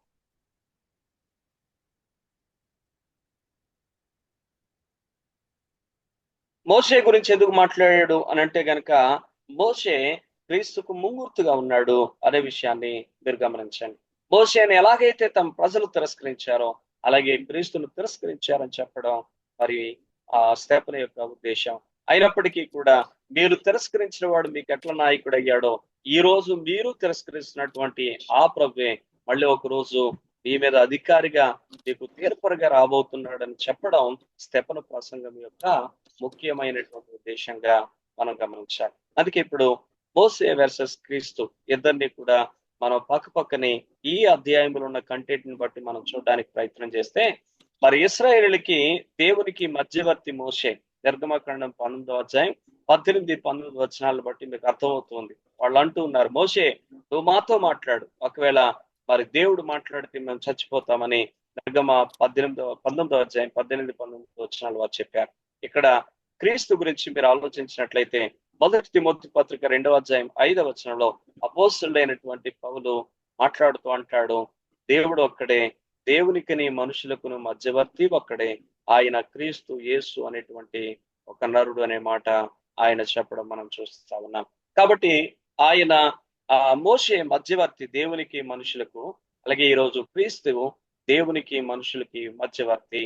అలాగే మీరు ఆలోచిస్తే ఆయన పుట్టినప్పుడు, మోషే పుట్టినప్పుడు మరణం ఆయన్ని వెంటాడింది. 2వ అధ్యాయం 1వ వచనాలు మనం చూస్తాం. అలాగే ప్రభు పుట్టినప్పుడు కూడా మరణం ఆయన్ని వెంటాడిందని మత్తయి సువార్త 2వ అధ్యాయం 16వ వచనాన్ని బట్టి మనకు అర్థం అవుతా ఉంది. అలాగే ఐగుప్తులో వాళ్ళిద్దరూ పెంచబడ్డారు. ఐగుప్తులో మోసే పెంచబడితే ప్రభు అయిన యేసుక్రీస్తు వారు కొంతకాలం ఐగుప్తులో దాచబడ్డాడు అనేటువంటి విషయాన్ని మనం చూస్తూ ఉన్నాం. అలాగే ప్రజల యొద్దకు వచ్చినప్పుడు ఇద్దరు తృణీకరించబడ్డారు. మోషే తృణీకరించబడ్డాడు. అసలు నిన్ను మా మీద ఎవరు నాయకునిగా ఏర్పాటు చేశారు. అలాగే క్రీస్తును కూడా ప్రజలు మొదట తృణీకరించారనేటువంటి విషయాన్ని మనం జ్ఞాపకం చేసుకుంటాం. అయితే దేవుడు అధికారిగా నియమించాడని 7వ అధ్యాయం 35వ వచనంలో మనం చూస్తా ఉన్నాం. నేడు క్రీస్తును కూడా రక్షకునిగా అధికారిగా నియమించాడు అనేటువంటి విషయం మనం గమనించాలి. అపోస్తలుల కార్యం 2:36 వచనంలోను అలాగే 5:31 వచనంలోను మనం చూస్తాం. అంతేకాదు ఫిలిప్పీలకు రాయబడిన పత్రిక 2వ అధ్యాయంలో మరి 10-11 వచనాల్లో కూడా మీరు చాలా స్పష్టంగా చూస్తారు. కాబట్టి దేవుడు ఆయనను అధికముగా హెచ్చించి ఆయనను అన్ని నామముల కంటే పైనాముగా చేశాడు. పైన ఆకాశం అందు, క్రింద భూమి అందు, భూమి కింద పాతాళమందు అన్ని నామముల పైనామం కలిగినటువంటి ప్రభువుగా మనం ఆయన చూస్తాం. అలాగే దేవుని ప్రత్యక్షతను ప్రజలకు వివరించిన వాడు మోషే, దేవుణ్ణే ప్రజలకు ప్రత్యక్షపరిచి చూపించిన వాడు ప్రభువైన యేసుక్రీస్తు. అసలు యేసు ఎందుకు వచ్చాడు అని అంటే కనుక, యేసు ప్రభు వారు రావడంలో ఆయనకు చాలా కోణాలు, చాలా కారణాలు ఉన్నాయి. అందులో ఒక కారణం ఏంటంటే దేవుణ్ణి ప్రజలకి చూపించడానికి. దేవుడు ఎలా ఉంటాడు అని అంటే యేసయ్యను చూస్తే దేవుడు ఎలా ఉంటాడో మనకు అర్థమైపోతుంది. కాబట్టి ప్రభువును చూపించాడు అనే విషయాన్ని మనం చూస్తాం. గమనిక, ప్రభు రెండోసారి వచ్చినప్పుడు తన ప్రజలు మారు మనసు పొంది ప్రభువును అంగీకరిస్తారు. ఈ విషయంలో యోసేపు కూడా క్రీస్తుకు ముంగుర్తుగా ఉన్నాడు అనే విషయం విద్యార్థి గమనించారు. మొదటిసారి తిరస్కరించారు, కానీ రెండోసారి అదే మోషే వాళ్ళందరి విమోచనకు కారకుడయ్యాడు. అలాగే ఈ రోజు మరి యూదులందరూ ప్రభువును తిరస్కరించారు. అయితే ఒక రోజు రాబోతా ఉంది, ఆ రోజు ప్రభు వస్తాడు. ఆయన ఈ భూమి మీదకి దిగి వస్తా ఉంటున్నప్పుడు యూదులు మారు మనసు పొందుతారు, పశ్చాత్తాపడతారని జకరియా గ్రంథం 12వ అధ్యాయం 10వ వచనం మనం చాలా స్పష్టంగా చెప్తా ఉంది. అంతేకాదు యోసేపు విషయంలో కూడా క్రీస్తు ముంగుర్తుగా ఉన్నాడు. అందుకనే మోషేను యోసేపును చూపించాడని ఇప్పుడే నేను మీకు జ్ఞాపకం చేశాను. కాబట్టి ఈ విషయాలు జాగ్రత్తగా అర్థం చేసుకోండి. ఇటు మోషేను అటు క్రీస్తును మనం చూసినప్పుడు ఎంత స్పష్టంగా మరి క్రీస్తును మరి మోషే ముంగుర్తుగా ఉండి మన ముందు ప్రత్యక్షపరుస్తా ఉన్నాడు. ఆ రోజు ఆ ప్రజలకు కూడా అలాగే తన గూర్చిన ప్రత్యక్షత ఇవ్వడానికి ఆయన ఎంతో ప్రయత్నం చేశాడు. స్తెఫను ద్వారా తన సందేశం అంతా విరువుగా అందించాడు. ఆయన ప్రజలు కఠిన మనస్కులుగా మొదటిసారి ఆయన్ని తృణీకరించారు అనే విషయాన్ని మీరు గమనించాలి. స్తెఫను ప్రసంగం గురించి చరిత్రకారుల యొక్క అభిప్రాయాలు మీరు ఆలోచించినట్లయితే, ఈ ప్రసంగం అంతా డల్ గా ఉందని, ఎక్కడి నుంచి ఎక్కడికో వెళ్ళిపోతున్నాడని, ఒకదానితో ఒకటి పొత్తు లేదని చాలా మంది మొదటి శతాబ్దంలో విమర్శకులు మాట్లాడారంటారు. వారికి తెలిసిన విషయాన్ని మరలా మరలా చెప్పి వారిని విసిగించాడని ఆ జార్జ్ బెయినార్డ్ సా అన్నారు. ఈ ప్రసంగంలో చాలా తప్పులు ఉన్నాయని అంటారు. వాటిలో కొన్ని మీరు గమనిస్తే, అబ్రహాము ఊర్లో ఉన్నప్పుడు ప్రత్యక్షమయ్యాడు అనేది 2వ వచనంలో ఆయన చూపించినటువంటి విషయం. 400 సంవత్సరాల గురించి 6వ వచనంలో మాట్లాడినటువంటి మాట. తర్వాత 75 మంది యాకోబు సంతానం, వీళ్ళు ఐగుప్తుకు వచ్చారు అనేటువంటి మాట కూడా మీరు గమనించాలి. దీన్ని స్టెఫను గ్రీకు సెప్టోజెంట్ బైబిల్ ప్రకారం చెప్పారు అని అంటారు. సెప్టోజెంట్ బైబిల్ అంటే అంతకుముందు చెప్పాను, మరోసారి చెప్తాను, జాగ్రత్తగా గమనించండి. యూదులందరూ ఇశ్రాయేలు జనాంగం అంతా కూడా మరి బబులోను చెరకు వెళ్ళారు. ఆ తర్వాత అక్కడి నుంచి బబులోను యొక్క కాలం అయిపోయింది. మాదీ పారసీకుల కాలంలో విమోచించబడ్డారు, బయటకు వచ్చారు. అయినప్పటికీ కూడా లోకమంతటిని ఏలే మరొక రాజ్యం వచ్చింది. ఆ రాజ్యం ఈ యొక్క మాదీ పారసీకుల తర్వాత వచ్చినటువంటి రాజ్యం ఏంటంటే గ్రీకు సామ్రాజ్యం. ఈ యొక్క గ్రీకు సామ్రాజ్యం వచ్చినప్పుడు మనం చూస్తున్నటువంటి విషయం ఏంటంటే కనుక, మరి బైబిల్ గ్రంథాన్ని ఏం చేశారు అని అంటే కనుక హీబ్రూ భాషలో నుంచి గ్రీకు భాషలోనికి దాన్ని తర్జుమా చేశారు. ఈ ప్రక్రియ అంతా కూడా ఎక్కడ జరిగింది అని అంటే కనుక అలెగ్జాండ్రియా అనే ఐగుప్తులో ఉండేటువంటి ఒక పట్టణంలో జరిగింది.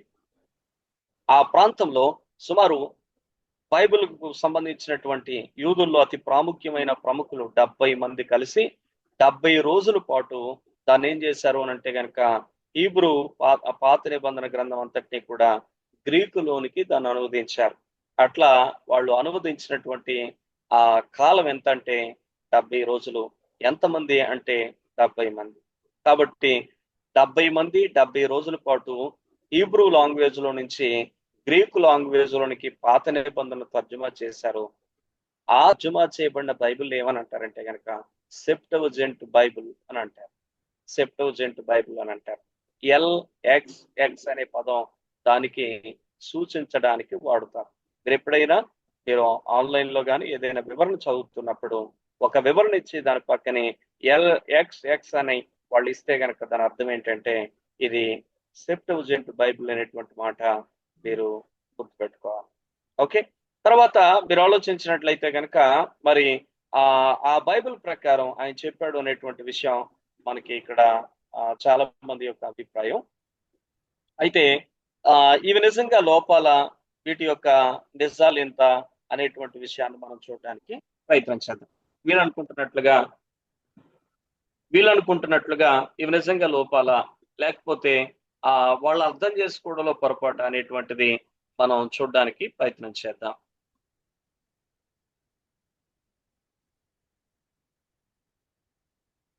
స్టెఫను ప్రసంగం గురించి చరిత్రకారుల యొక్క అభిప్రాయాల గురించి మీరు ఆలోచించినప్పుడు మరి వాళ్ళ యొక్క అభిప్రాయాలు సరైనవి కావనేటువంటి విషయం మనకు అర్థమవుతా ఉంది.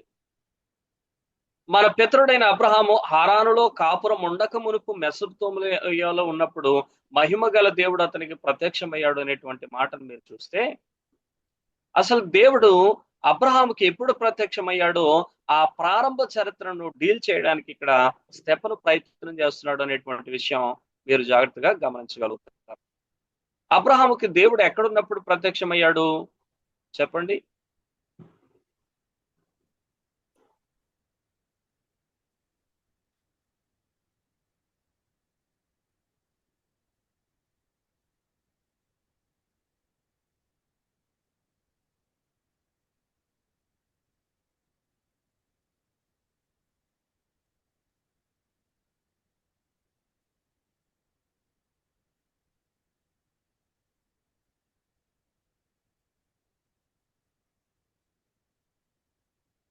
ఎవరు లేరా మీరు?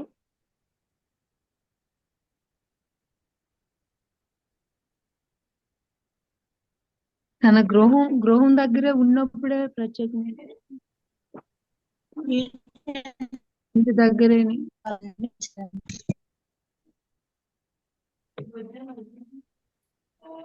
హారాన్లో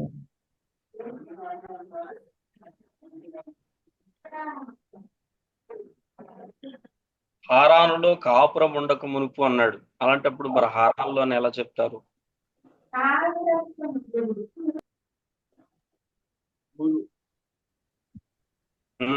ఊరిలో ఉన్నప్పుడు ప్రత్యక్షమయ్యాడు.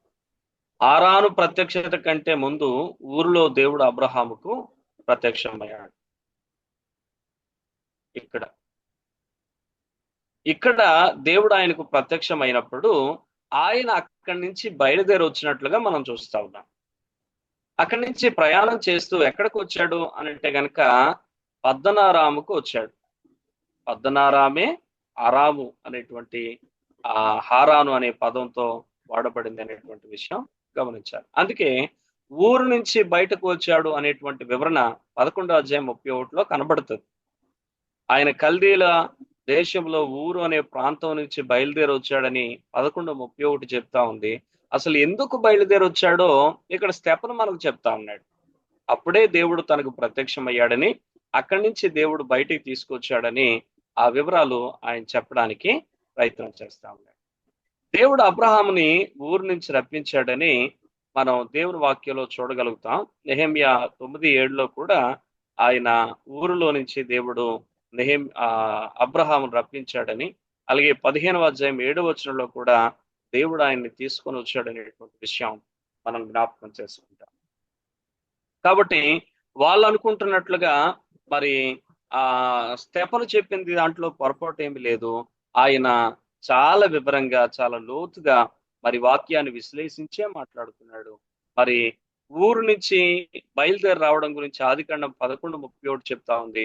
అయితే ఎందుకు బయలుదేరి వచ్చాడు అనే దానికి రీజన్ ఇక్కడ స్తెఫను మాట్లాడుతున్న మాటల్లో కనబడతాం. అసలు ఈ హారానికి రాకమునిపే దేవుడు ప్రత్యక్షమయ్యాడు, దేవుడు ఆయన్ని పిలిచాడు. ఆ కారణం చేతే మరి ఆయన అక్కడి నుంచి బయలుదేరి వచ్చాడు అనేటువంటి విషయం మీరు గమనించాలి. అందుకని మరి చరిత్రకారులు కొంతమంది పొరపాటు అభిప్రాయాలను వ్యక్తం చేసినట్లుగా మరి స్తెఫను అయితే పొరపడలేదు, ఆయన ఎంతో క్లారిటీగానే ఈ వివరణ అంతా ఇచ్చాడు అనేటువంటిది మీరు గమనించాలి. అయితే దేవుడు అతని సంతానమును అన్య దేశమందు పరవశులగుదురని, ఆ దేశస్తులు 400 సంవత్సరముల మట్టుకు వారిని దాస్యం లోబరుచుకుని బాధ పెట్టుదురని చెప్పాను. ఇశ్రాయేలు ఐగుప్తు కాలంలో ఎంతకాలం బానిసలుగా జీవించారు? 400 సంవత్సరం. 400 సంవత్సరాల 430 సంవత్సరాల?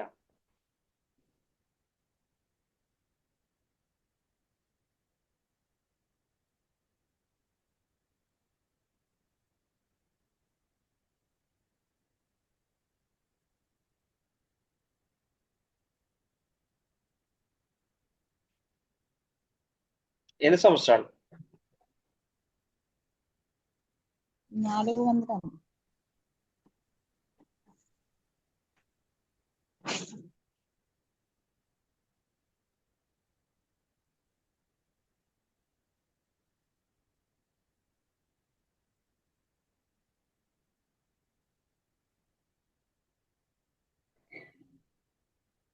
గలతీ పత్రిక 3వ అధ్యాయం 17వ వచనం.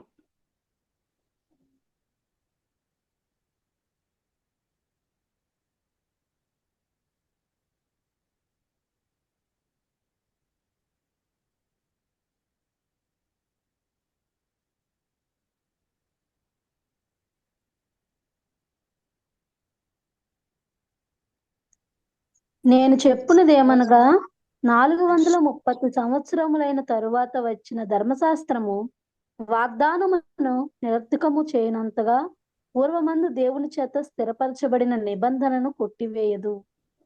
రైట్. అంటే 430 సంవత్సరాలని పౌలు చెప్తా ఉన్నాడు. అలాగే నిర్గమకాండం 12వ అధ్యాయం 40-41 వచనాలు.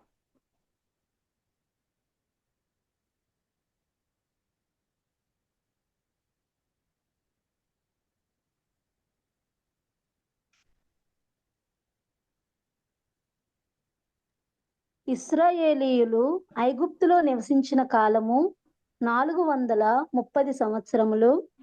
ఆ 430 సంవత్సరములు గడిచిన తరువాత జరిగినదేమనగా, ఆ దినమందే యెహోవా సేనలన్నీయు ఐగుప్తు దేశంలో నుండి బయలుదేరిపోయెను.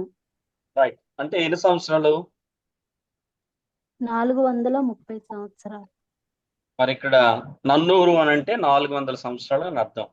స్టెఫను 400 సంవత్సరాలు మరి అక్కడ ఆ దేశంలో ఉన్నారు అనేటువంటి మాటను చెప్తా ఉన్నాడు అని, అది ఆయన కాల్కులేషన్ తప్పని చాలా మంది మాట్లాడుతూ ఉంటారు. మీరేమంటారు?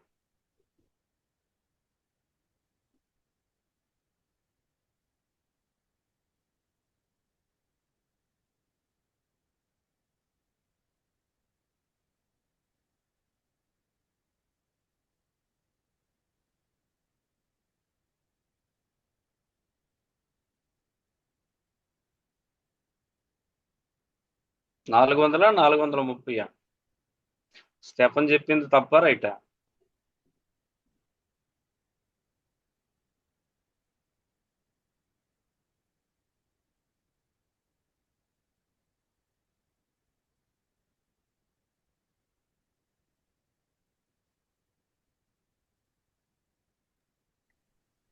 అంటే వాళ్ళ బానిసత్వంలో ఉండేది 400 సంవత్సరంలే, అరణ్యంలో నడిచినది 40 క్యాలిక్యులేషన్ వేసుకున్నారు. మీరు సరిగా చదవలేదు. నిర్గమాకాండంలో 12వ అధ్యాయం 40-41 వచనాలు చూడండి మీరు ముందు.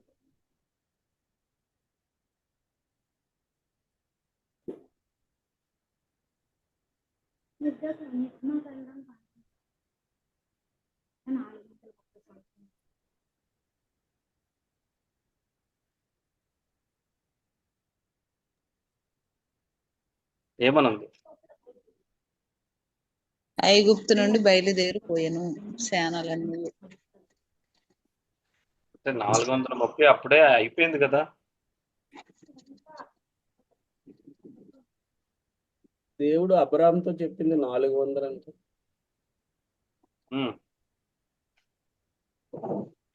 మరి 430 ఎందుకున్నారు ఇక్కడ నిర్గమాలో?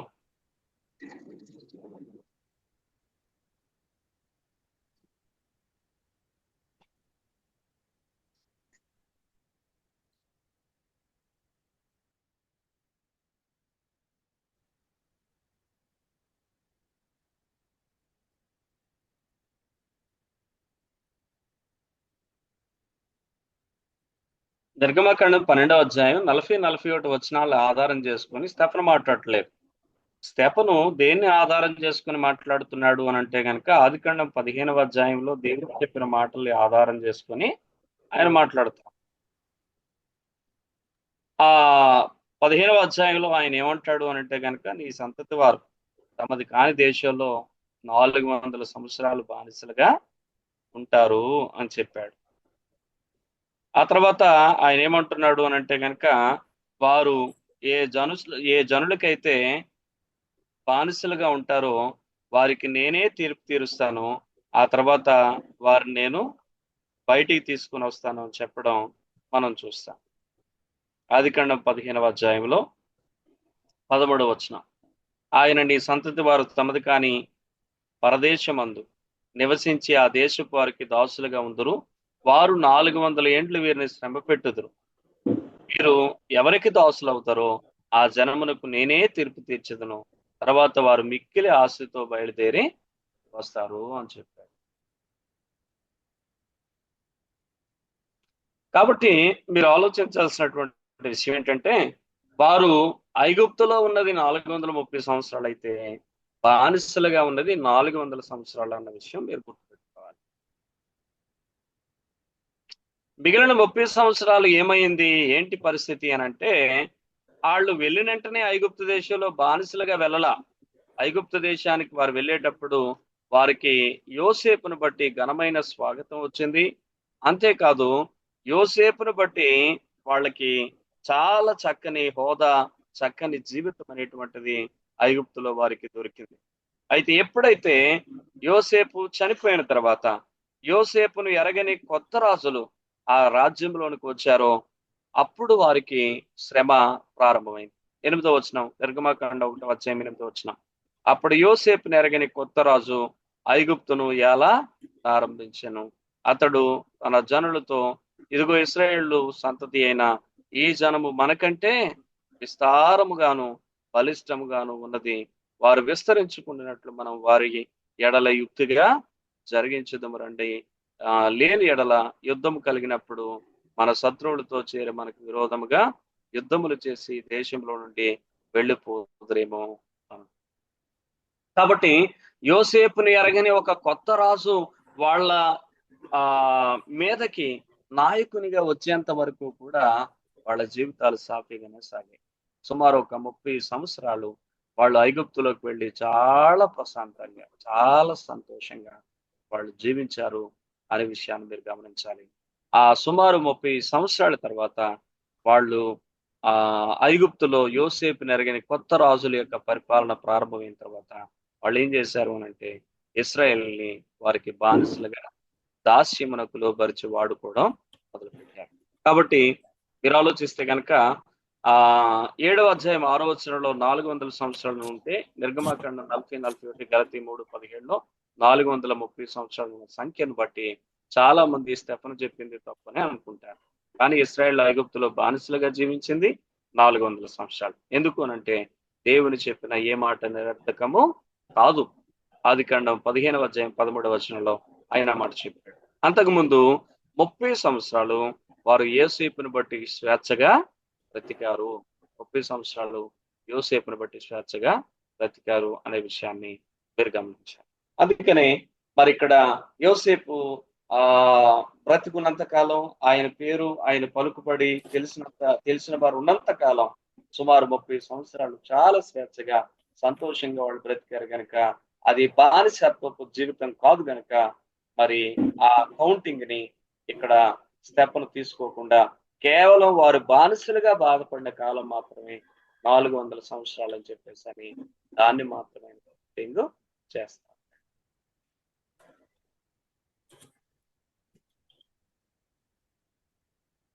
అర్థమైందా? ఇప్పుడు స్టెఫన్ చెప్పిన దాంట్లో తప్పేమీ లేదు, పౌలు చెప్పిన దాంట్లోనూ తప్పు లేదు. నిర్గమాకాండం 40-41 వచనాలు 12వ అధ్యాయం 40-41 వచనాలు బేస్ చేసుకొని పౌలు మాట్లాడుతున్నాడు.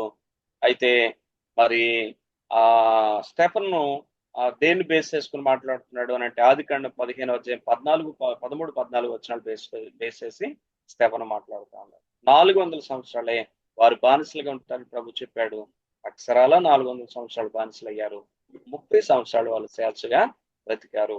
మొత్తం ఐగుప్తులో బ్రతికిన కాలం 430 సంవత్సరాలు అయితే వారు దాస్యంలో ఉన్న కాలం 400 సంవత్సరాలని మీరు గుర్తుపెట్టుకోవాలి. స్టెఫను ప్రజలపై మోపినటువంటి నేరాల గురించి మనం చూస్తే వారు దేవుని వాక్యమునకు హృదయాలు గాని చెవులను గాని లోబరచని వారు అని చెప్పాడు. పరిశుద్ధాత్మను ఎదిరించేవారు అని చెప్పాడు. ప్రవక్తలను హింసించిన వారు అని చెప్పాడు 51-52 వచనాలు. యేసు ప్రభు వారిని హత్య చేసిన వారు అని చెప్పాడు. ధర్మశాస్త్రాన్ని గైకొనలేదు అని చెప్పి 53వ వచనంలో నేరారోపణ చేశాడు. ఓకే, దేవుని వాక్యానికి హృదయాలు గాని చెవులు గాని లోబరచలేని వారు, పరిశుద్ధాత్మను ఎదిరించేటువంటి వారు, అలాగే ప్రవక్తలను హింసించారు అప్పుడు ఇప్పుడు కూడా. అలాగే యేసు ప్రభు వారిని సైతం హత్య చేశారు. ధర్మశాస్త్రాన్ని వారు గైకొనలేదు, పొందారు గాని దాన్ని గైకొనలేదని ఈ నేరాలన్నీ కూడా స్టెఫను ప్రజల మీద ఆరోపణ చేశారు. వారు స్టెఫనుపై నేరం మోపడానికి ప్రయత్నించారు, కానీ వారే నేరస్తులుగా నిలిచారు అనేటువంటి విషయం మనకి స్టెఫను యొక్క ప్రసంగంలో చాలా క్లియర్ గా అర్థమవుతాం. స్టెఫను మీద నేరాలన్నీ మోపడానికి వాళ్ళు 3 ప్రధానమైన నేరాలు మోపారు. కానీ స్టెఫను వారు మోపినటువంటి నేరాలకు జవాబులు చెప్తూ అసలు నా మీద కాదు మీరు నేరారోపణ చేసేది, అసలు మీరే అసలు నేరం చేసినటువంటి వారిని స్టెఫను తిరిగి ఆ ప్రజల మీద ఈ 5 నేరాలు మోపడం మనం చూస్తాం. దేవుని వాక్యానికి హృదయాలు చెవులు లోబరచని వారు. ఈరోజు మనం ఎలా ఉన్నాం? దేవుని వాక్యానికి మన చెవులు మన హృదయాలు లోబరచగలుగుతున్నామా? ఒక్కసారి ఆలోచించాలి. వారు పరిశుద్ధాత్మను ఎదురించి వారిగా ఉన్నారు. ఈరోజు సంఘములో అనేకులు దేవుని యొక్క ఆత్మను, ఆయన కార్యాలను ఎదిరించి వారిగా ఉండడం మనం చూస్తాం. ప్రవక్తలను హింసించారు. ఈ రోజున చాలా మంది వారి ప్రవర్తన ద్వారా మరి తోటి దేవుని పిల్లలను అలాగే దేవుని యొక్క సేవకులను హింసించేటువంటి వ్యక్తులుగా వారి ప్రవర్తన ద్వారా ఉంటూ ఉండడం మనం చూస్తా ఉన్నాం. యేసయ్యను హత్య చేశారు. ఈ రోజున మనం ఆలోచించినట్లయితే మనం ప్రతిరోజు మన ప్రభుని బాధ పెడుతున్నాం, ఆయన గాయాలను మరలా రేపుతున్నాం అనేటువంటి విషయాన్ని గమనించండి. ఒకేసారి ప్రభు సిలువ వేయబడాలి, మళ్ళీ ఆయన సిలువ వేయబడరు. కానీ మనం చేసే పొరపాట్లు ఆయన్ని మళ్ళా ఆయన గాయాలు రేపుతున్నట్లుగా ఉంటూ ఉన్నాయి. ధర్మశాస్త్రాన్ని గైకొనలేదు. ఈరోజు మనం కూడా చాలా సార్లు దేవుని యొక్క వాక్యాన్ని మనం గైకొనట్లో ఫెయిల్ అయిపోతున్నాం. కాబట్టి అక్కడ స్టెఫను ప్రజలపై మోపినటువంటి నేరాలు, యూదులపై మోపినటువంటి నేరాలు ఈ రోజున నేడు క్రైస్తవ సంఘం కూడా చెక్ చేసుకోవాల్సినటువంటి బాధ్యత ఉందని మనం జ్ఞాపకం చేసుకోవాల్సిన వారిని గమనిక. ఇది యూదుల దేశానికి దేవుడిచ్చిన చివరి ఒక విధంగా సందేశం. తర్వాత సంఘం బయటికి వెళ్ళిపోయింది. స్టెఫను మాట్లాడిన తర్వాత సంఘం బయటికి వెళ్ళిపోయింది. మళ్ళీ యూదులకు ఆ దేశానికి దేవుడు మరి తన సందేశాన్ని ఇవ్వడం విషయంలో మరి పౌలు కొంత ప్రయత్నం చేసినప్పటికీ వాళ్ళ హృదయాలు కఠినం చేసుకున్నప్పుడు అక్కడి నుంచి ఆయన కూడా తన ఒడిని దులుపుకొని అక్కడి నుంచి బయటికి వెళ్ళిపోవడం మనం చాలా స్పష్టంగా చూస్తాం. ఈరోజు మనం కూడా దేవుని వాక్యాన్ని ఎంతవరకు లోబడుచున్నాం, చాలా సార్లు వింటున్నాం కానీ ఎంతవరకు ఆచరిస్తున్నాం అనేది ప్రశ్న. నోవాహు వరకు దేవుడు ఇలా సాక్ష్యం చెప్పాడు. నేను మీకు ఎన్నో సార్లు చెప్పాను ఈ మాట. 6వ అధ్యాయం 22వ వచనంలో ఉంటది. నోవాహు అట్లు చేశాను. ఏం చేశాడు? దేవుడు చెప్పింది చేశాడు. ఎట్లా చేశాడు? చెప్పినట్లే చేశాడు. ఎలా చేశాడు? చెప్పిందంతా. కాబట్టి ఈరోజు మన విషయంలో కూడా ఆలోచించవలసిన వారు అంటున్నాం. ఒకవేళ దేవుడు మన గురించి సాక్ష్యం చెప్పాల్సి వస్తే ఏం చెప్పలేదు. ఈరోజు మనం దేవుడు చెప్పింది చేస్తున్నామా, మనకు నచ్చింది చేస్తున్నామా? ఒకవేళ దేవుడు చెప్పింది చేస్తున్నట్లయితే దేవుడు చెప్పినట్లే చేస్తున్నామా, మనకు నచ్చినట్లు చేస్తున్నామా? ఒకవేళ దేవుడు చెప్పినట్లే చేస్తున్నట్లయితే ఆయన చెప్పింది కంప్లీట్ గా చేస్తున్నామా, లేదా సగం మాత్రమే చేస్తున్నామా అనేది చాలా ప్రాబ్లం. కాబట్టి విషయాలు మీరు ఆలోచించండి. ఇది యూదుల దేశానికి దేవుడు ఇచ్చినటువంటి చివరి సందేశం. తర్వాత మళ్ళీ వారికి అవకాశం దొరకలేదు అనే విషయాన్ని మనం చూస్తున్నాం. ఈరోజు దేవుడు మనకి తన వాక్యాన్ని ఇవ్వడానికి ప్రయత్నం చేస్తున్నాడు. అయితే గుర్తుపెట్టుకోండి, మనం ఎంతవరకు లోబడుతున్నాం, ఎంతవరకు దాన్ని ఆచరించడానికి ప్రయత్నం చేస్తున్నాం. ఒకవేళ సారికి అదే చూపితే ఒకవేళ దేవుడు కూడా మనకి ఇవ్వాల్సిన ప్రత్యక్షతను ఆపేస్తాడేమో మీరు ఆలోచించాలని మనం చేస్తాం. ఇటువంటి సాక్ష్యం మరి మనం పొందగలమా? నోవాహు పొందినటువంటి సాక్ష్యం. నోవాహు దేవుడు చెప్పింది చేశాడు, దేవుడు చెప్పినట్లే చేశాడు, దేవుడు చెప్పిందంతా చేశాడు. మరి ఈరోజు మనం ఎలా ఉన్నాం? మనకి ఇటువంటి సాక్ష్యం పొందగలిగే అవకాశం ఉందా? పరిశీలన చేసుకోవాల్సిన వారు. మీకు ఆల్రెడీ ప్రేయర్ లో కూడా మీకు చాలా వివరంగా చూపించాను. గోతులు తవ్వేటువంటి ఆ వ్యక్తిని గురించి చెప్పాను. జాగ్రత్తగా మీరు గమనిస్తే ఒక రైతు ఉన్నాడు. ఆ రైతుకి ఒక కొంచెం పొలం ఉంది. ఆ పొలంలో మొక్కలు నాటాలని ఆయన ఆశపడ్డాడు. దానికోసం ఆయన ఏమన్నాడు అని అంటే ఒక 3 వ్యక్తులు పిలుచుకున్నాడు. ఈ 3 వ్యక్తులకి 3 పనులు అప్పచెప్పాడు. మొదట ఆయనకి ఏమో గోతులు తవ్వమని చెప్పాడు. రెండవ ఆయనకి ఆ గోతులు మొక్కలు పెట్టమని చెప్పాడు. మూడో ఆయన్ని మట్టి కప్పి నీళ్ళు పోయమని చెప్పాడు. ఈ విధంగా 3కి ఎవరి పని వాళ్ళు చేసుకోండి, మీరు ఎవరి పని వారు కంప్లీట్ చేసుకొని మీరు వెళ్ళొచ్చు అని చెప్పాడు. ఆ విధంగా మొదటి రోజు మరి చక్కగా ఆయన పొలంలో అందరూ పనిచేశారు. మొదటి వ్యక్తి గోతులు తవ్వుకుంటూ వెళ్ళిపోయాడు. రెండో వ్యక్తి మొక్కలన్నిటినీ తీసుకొచ్చి దానికి ఉన్న కవర్ తీసేసి మొక్కల్ని జాగ్రత్తగా గోతులో పెట్టుకుంటూ వెళ్ళాడు. మూడో వ్యక్తి దానికి మట్టి కప్పి పాడిగట్టి నీళ్లు పోసుకుంటూ వెళ్ళాడు. ఈ విధంగా ఎవరి పని వాళ్ళు చేయటం వల్ల ఆ రోజు చక్కగా మరి మంచిగా మొక్కలు చాలా స్థలం వరకు మొక్కలు చేశారు. రైతు వచ్చాడు, సాయంత్రం చూశాడు, భలే సంతోషించాడు. ఆ 3 వ్యక్తులకి మంచి జీతం ఇచ్చి పంపించాడు. రెండో రోజు కూడా అన్నాడు, మిగిలినటువంటి పొలం కూడా మొక్కలు ఊడాలి, రేపు కూడా మీ 3 రండి అని చెప్పాడు. అయితే మీరు ఆలోచిస్తే కనుక ఈ రెండవ రోజు గోతులు తవ్వే వ్యక్తి వచ్చాడు, మట్టి కప్పే వ్యక్తి వచ్చాడు, కానీ మధ్యలో మొక్కలు పెట్టేటువంటి వ్యక్తి రాలేదు. అయితే ముందు రోజే చెప్పాడు రైతు, రేపు నేను రావటం లేదు, మీ 3 రండి, ఎవరి పని వాళ్లే చేయండి, ఆ పని చేసుకొని మీరు వెళ్ళిపోండి అని చెప్పాడు. నేను మీకు తర్వాత జీతం ఇస్తానని చెప్పాడు. అయితే ఏమైంది అని అంటే గనక ఈ యొక్క ఇద్దరు వ్యక్తులే వచ్చారు, మధ్యలో వ్యక్తి రాలేదు.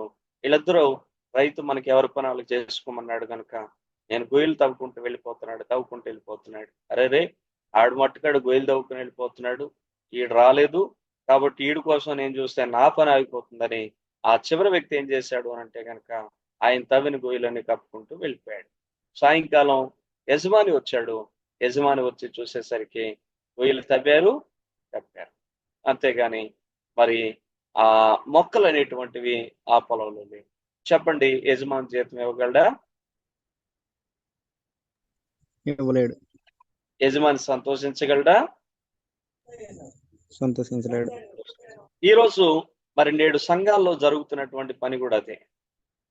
దేవుడు తన వాక్యాన్ని మనకిస్తా ఉన్నాడు, కానీ వాక్యాన్ని ఎంతమంది ఆచరించే ప్రయత్నం చేస్తా ఉన్నారు? ఒకవేళ దేవుడు చెప్పింది మనం చెప్పినట్లుగా చేయకపోతే గనక ఏం జరుగుతుంది అనంటే మరి ఆ గోతులు తవ్వే వ్యక్తి తన పని తాను చేసుకుంటూ వెళ్ళిపోతున్నట్లుగా మరి ఉంటుంది. దేవుని సేవకుడు లేదా దేవుడు తన సేవకుల ద్వారా సందేశాన్ని దగ్గర పంపుతూ ఉన్నాడు, కానీ దాన్ని నువ్వేం చెయ్యాలి అని అంటే గనక ఆచరించాలి, పాటించాలి. నువ్వు అలా ఆచరించి పాటించినప్పుడు దేవుడు నిన్ను చూసి ఆనందిస్తాడు. ఎందుకంటే అసలు ఆ సందేశం ఇవ్వడంలో పర్పస్ ఏంటి, ఉద్దేశం ఏంటి? అసలు వీళ్ళు ఆలోచించాలి కదా. అరే, గోతులు ఎందుకు తవ్వుతున్నావు, గోతులు ఎందుకు కప్పుతున్నావు? మొక్క పెట్టి దాన్ని కప్పకపోతే ఉట్టిగా నువ్వు తవ్వి వట్టిగా ఆ మట్టిని కప్పడం వల్ల ఏ ఉపయోగం లేదు కదా, అది నిరుపయోగం అయిపోతుంది కదా అని కనీసం వాళ్ళు రోజంతా పనిచేస్తున్నారు కానీ ఆలోచన చేయడం. ఈరోజు చాలా మంది దేవుని సంఘానికి ప్రయాసపడి వస్తారు, కాకపోతే వారు ఆలోచన చేయరు. ఏంటి అని అంటే కనుక అసలు నేను ఎంత సమయం ప్రయాసపడి ఎందుకు వచ్చాను, నా పని పక్కన పెట్టి వచ్చాను, నేను అన్ని పక్కన పెట్టుకుని వచ్చాను. కానీ దేవుని సంధికి వచ్చి కొంతమంది నిద్రపోతారు, కొంతమంది పక్క వాళ్ళతో ముచ్చట్లు పెడతారు, కొంతమంది ఏవో ఆలోచనలు చేసుకుంటారు, కొంతమంది చాలా తెలివిగా బైబిల్ మీద మొబైల్ పెట్టుకొని మొబైల్ చూసుకుంటూ వాళ్ళ టైం అంతా పాస్ చేస్తాం. అసలు ఏంటి పర్పస్? నువ్వు ఎందుకు వచ్చావు మందిరానికి? దేవుని వాక్యాన్ని శ్రద్ధగా విని దాన్ని పాటించడానికి కదా. ఒకవేళ నువ్వు వచ్చినటువంటి పర్పస్ అది కాకపోతే గనక ఏమవుతుందో తెలుసా? గోతులు తవ్వి కప్పిన వారితో సమానం అవుతుంది. ఎన్నో ఆదివారాలు నీ జీవితంలో ఏ విధమైనటువంటి ఉపయోగం లేనటువంటి దినాలు నీ జీవితంలో గడిచిపోయాయి. ఈ రోజైనా ఆలోచించాలని మరో పర్యాయం నేను విజ్ఞాపనం చేస్తాను. కాబట్టి ఆ రైతు యొక్క పర్పస్ ఎలా అయితే నెరవేర్చబడితే ఆయనకు సంతోషమో, ఆయన చక్కగా జీతం ఇవ్వగలుగుతాడో, అలాగే దేవుని యొక్క ఉద్దేశం కూడా మందిరానికి రావడంలో ఆయన వాక్యం వినాలి, దాన్ని పాటించాలి. ఒకవేళ వినేసి అక్కడ వదిలేళ్ళిపోతుంటే ఖాళీగా గొయ్యలు తవ్వి కప్పిన వ్యక్తులతో మన జీవితాలు కూడా సమానం. కాబట్టి మనకు మనం పరిశీలన చేసుకోవాల్సిన అవసరం ఉంది. ఆచరణ లేని బోధ రెండవ రోజు పనిలాగా ఫలితం లేకుండా ఉంటుంది. ఈ కొటేషన్ గుర్తుపెట్టుకోండి. ఆచరణ లేని బోధ, పాటించలేని బోధ రెండవ రోజు పనిలాగా ఫలితం లేకుండా ఉంటుంది. ఇలాంటి ఫలితం లేనటువంటి రోజులు మన జీవితంలో ఎన్ని గడిచిపోయాయో మీకు మీరుగా పరిశీలన చేసుకోండి. అందుకనే దేవుని మందిరానికి వచ్చావంటే ఒక్క మాటైనా నేర్చుకోవాలి. దేవుని మందిరానికి వచ్చామంటే ఒక్క తీర్మానమైన తీసుకోవాలి. దేవుని యొక్క సన్నిధికి, అంటే అదొక క్లాస్ కావచ్చు, ఒక ఆరాధన కావచ్చు, ఉపవాస కూడి కావచ్చు, ఆదివారం ఆరాధన కావచ్చు, ఎప్పుడైనా నువ్వు వచ్చావు అని అంటే కనుక దేవుని వాక్యంలో నుంచి ఒక మాట నేర్చుకోకపోతే, దేవుని వాక్యంలో నుంచి ఒక తీర్మానం తీసుకోకపోతే, దేవుని వాక్యంలో నుంచి ఒక లోపాన్ని సరిదిద్దుకోకపోతే మరి నీవు ఎంత సమయం దేవునితో గడిపింది ఇదంతా వృధా ప్రయాస కదా ఆలోచించాలని మనం చేస్తాం. స్టెఫెను ప్రసంగానికి ప్రజల స్పందన ఏంటో మనం చూస్తాము. దానికి స్టెఫెను ఎలా ప్రతిస్పందించాడు కూడా చూస్తాం. పేతురు పెంతెకోస్తు రోజు ప్రకటిస్తే వారు హృదయాల్లో పొడవబడ్డారు, మారు మనసు పొందారు. కానీ ఇక్కడ హృదయాల్లో నరకబడ్డారు, అయినా వారు మారు మనసు పొందడానికి అహం అడ్డొచ్చింది. అయినా తర్వాత పౌలు మారు మనసు పొందట్లో ఎక్కడే బీజం పడింది అనేటువంటి విషయం గమనించండి. స్టెఫెను వైపు ప్రజలు చూశారు, స్టెఫెనేమో ఆకాశం వైపు, ప్రభు వైపు చూశాడు. ప్రజలు కోపంతో మండిపోతున్నారు, కానీ స్టెఫెనేమో ఆత్మతో నింపబడుతున్నాడు. ప్రజలు కోపంతో నింపబడితే ప్రజలేమో స్టెఫనేమో ఆత్మతో నింపబడుతున్నాడు. ప్రజలు పళ్ళు కొరుకుతా ఉంటే మరి స్టెఫను ప్రభువుని గురించి ప్రకటిస్తా ఉన్నాడు. ఓకే, ఇంకా మీరు చాలా వివరాలు అక్కడ రాయవచ్చు. మరి వాళ్ళు కోపంతో ఊగిపోతా ఉన్నారు, ఈయన ఆత్మలో పరవశిస్తా ఉన్నాడు. మరి దేవుని యొక్క ఆకాశం తెరవబడ్డం, ప్రభువుని చాలా స్పష్టంగా చూడడం కూడా మనం చూస్తాం. కాబట్టి స్టెఫను యొక్క ప్రసంగానికి ప్రజల యొక్క స్పందన, వారు స్టెఫను వైపు చాలా కోపంతో చూస్తున్నారు. పొళ్ళు కొరికి ఉండి ఆ స్టెఫను మీద పడి ఆయన రాళ్లతో కొట్టి చంపడానికి అంత ఉద్రేకపరులుగా మారిపోతా ఉన్నారు. కానీ స్టెఫను మాత్రం ప్రభు వైపు చూస్తూ దేవుని ఆత్మచేత నింపబడుతూ ప్రభువుని గురించి చాలా స్వచ్ఛంగా ప్రకటిస్తూ ఆయన ఎంతో సంతోషంగా ఉన్నాడనే విషయం మీరు గమనించాలి. ఇక్కడ మీరు ఆలోచిస్తే ఇక్కడ ఇద్దరు వ్యక్తులు మీ ముందు తీసుకొచ్చాను. పేతురు పెంతెకోస్తు రోజు ప్రసంగం చేశాడు. 2వ అధ్యాయం 37వ వచనంలో వాళ్ళు పొడవబడ్డారని మనం చూస్తూ ఉంటాం. అలాగే ఇక్కడ మీరు చూస్తే కనుక ఈ యొక్క అధ్యాయంలో మీరేం చూస్తున్నారు అని అంటే కనుక మరి ప్రజలకి ఇక్కడ స్టెఫను ప్రసంగం చేశాడు. అయితే వాళ్ళు ఏమయ్యారు అని అంటే కనుక హృదయములో నరకబడ్డారు అనేటువంటి విషయం మనం చూస్తాం. ఆలోచించండి, మరి హృదయంలో పడవబడిన వ్యక్తి అంతగా మారు మనసు పొందినప్పుడు మరి హృదయంలో వచ్చబడినటువంటి యొక్క నరకబడినటువంటి ఈ వ్యక్తులు కూడా నిజంగా మారు మనసు పొందితే ఎంత గొప్ప కార్యం అక్కడ జరిగేదో కదా మీరు ఆలోచించాలని జ్ఞాపకం చేస్తా ఉన్నాను.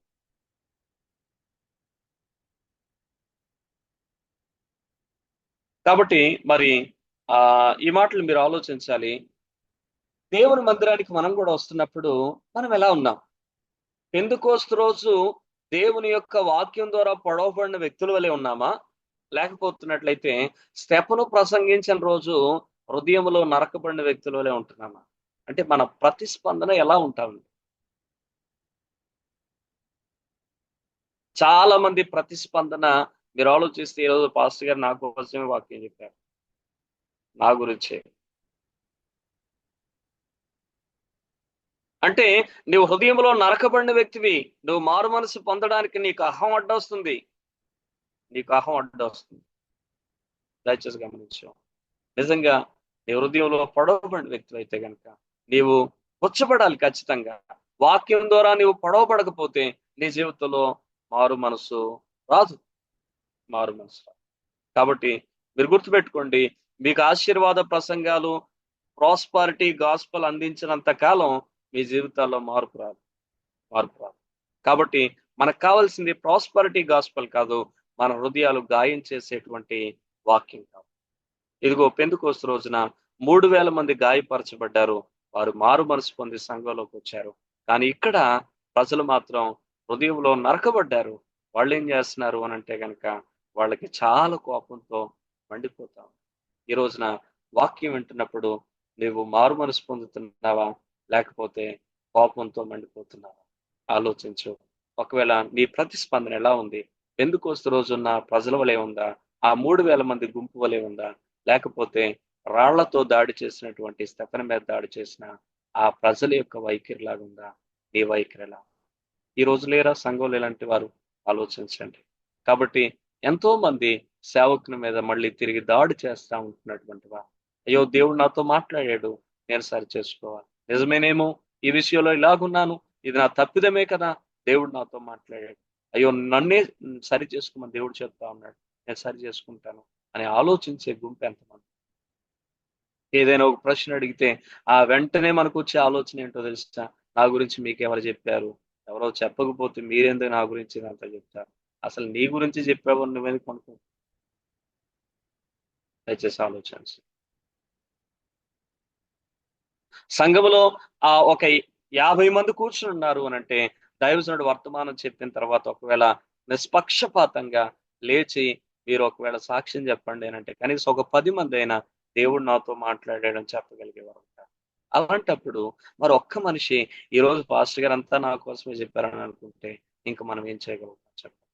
సేవకులు ఏం చేయగలుగుతారు ఆలోచించండి. అందుకనే 2 రకాల గుంపుల్లో నీదే గుంపు అన్నది ఎప్పుడూ గుర్తుపెట్టుకో. నీవు నిజంగా పొడవ పెడితే మారు మనసు పొందుతావు, అది నీకు ఎంతో బ్లెస్సింగ్. ఒకవేళ నరకబడుతున్నావు అంటే కనుక నీకు అహమడ్డు వస్తుంది, నీకు చాలా కోపం వస్తుంది. కాబట్టి ఆలోచించండి. అక్కడ ప్రసంగం దాడి చేసింది, ఇక్కడ ప్రసంగం దాడి చేసింది. అక్కడ ప్రసంగం దాడి చేస్తే ఆ ప్రజలకి మారు మనసు వచ్చింది. ఇక్కడ ప్రసంగం గాయం చేస్తే ఈ ప్రజలకి ఏమో ఆవేశం వచ్చింది. కోపంతో మండిపడడం మొదలు పెట్టారు, పళ్ళు కొరకడం మొదలు పెట్టారు. కాబట్టి ఈరోజు మనం ఏ గుంపులో ఉన్నాం ఆలోచన చేయవలసిన వారిని. గుర్తుపెట్టుకోండి, ప్రతి ప్రసంగం ద్వారా ఈ రెండు ప్రతిస్పందనలో ఏదో ఒక ప్రతిస్పందన దేవుని సేవకుడు ఎదుర్కొంటాడు. అయితే నా ప్రశ్న, నీవెటువంటి స్పందనతో నీ సేవకుని ముందు నిలబడతావు అన్నది ప్రాముఖ్యమైనటువంటి ప్రశ్న. స్తెఫను యూదులు ఎందుకు చంపారు? స్తెఫను మరణ సమయంలో క్రీస్తును ఎలా చూపించాడు అనేటువంటిది మనం చూద్దాం. స్తెఫను ప్రభువుని తండ్రితో సమానంగా చూస్తున్నట్లు చెప్పాడు. అది వారు దేవదూషణగా ఎంచారు. 56వ వచనాలు మనం చూస్తాం. ఉదాహరణ మీరు చూస్తే యోహాను సువార్త 10వ అధ్యాయం 30 నుంచి 33 వచనాల్లో ప్రభువైన యేసుక్రీస్తు వారు మరి తనను తండ్రితో సమానుడిగా చేసుకోవడం వల్ల వాళ్ళందరికీ చాలా కోపం వచ్చింది. ఆయన్ని చంపడానికి రాళ్ళు పట్టుకొని బయలుదేరడం మనం చూస్తాం. అంటే యూదులకు వాళ్ళకుండే వెర్షన్ ఏంటి అని అంటే కనుక తండ్రితో సమానుడిగా ఎవరిని చూడలేరు. కాబట్టి ప్రభువైన యేసుక్రీస్తు వారు నేను తండ్రి ఏకమై ఉన్నామని చెప్పేసరికి మరి వాళ్ళకి చాలా కోపం వచ్చేసింది. నేను నా అంతటి ఏమీ చేయట్లేదు, నా తండ్రి నాకు ఇచ్చిన దాన్ని బట్టి నేను చేస్తున్నాను అని అంటే వెంటనే వాళ్ళకి చాలా కోపం వచ్చింది. వెంటనే వాళ్ళు అంటారు, నీవు దేవునితో సమానుడిగా చేసుకుంటావు. కాబట్టి ఇక్కడ స్తెఫను ఏం చెప్తున్నాడు అని అంటే కనుక మరి ప్రభువుని తండ్రితో సమానుడిగా చూస్తున్నట్లుగా ఆయన చెప్పడం మనం చూస్తాం. స్తెఫను ప్రభు వలె తన హింసిస్తున్న వారి క్షమాపణ కొరకు ఆయన ప్రార్థన చేయడం కూడా మనం చూస్తాం. ఇది రెండవ విషయంగా మీరు గమనించండి. మొదటి విషయం ఏమో ప్రభువుని తండ్రితో సమానుడిగా చూస్తున్నట్లుగా చెప్పాడు.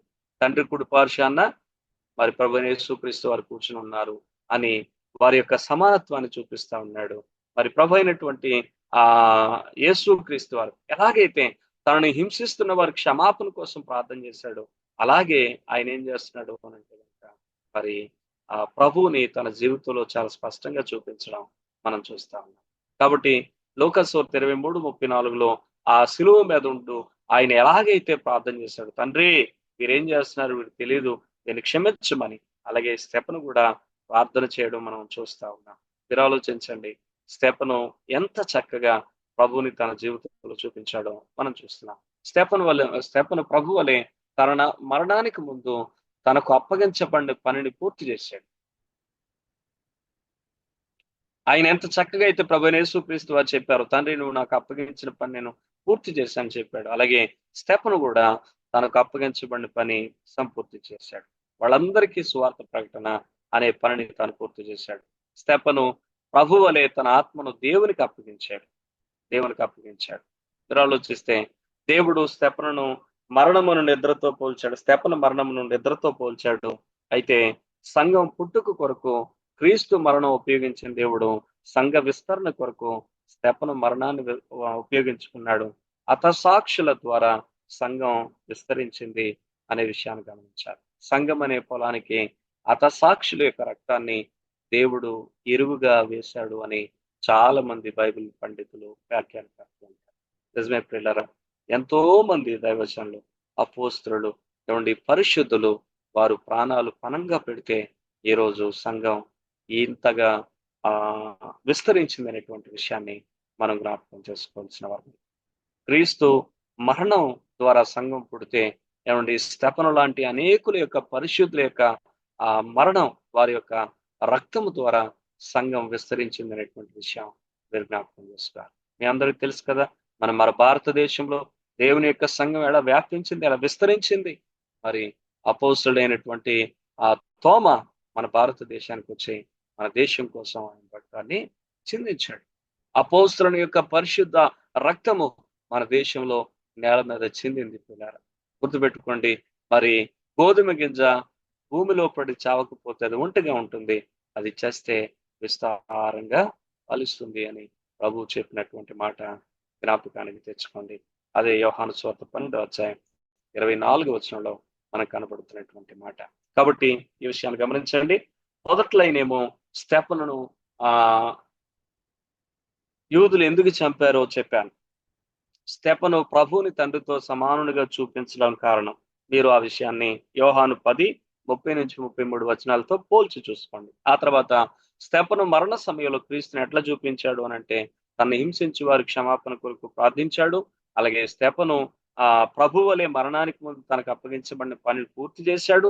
అలాగే స్తెఫను ప్రభు వలె తన ఆత్మను దేవునికి అప్పగించడం మనం చాలా స్పష్టంగా చూస్తూ ఉన్నాం.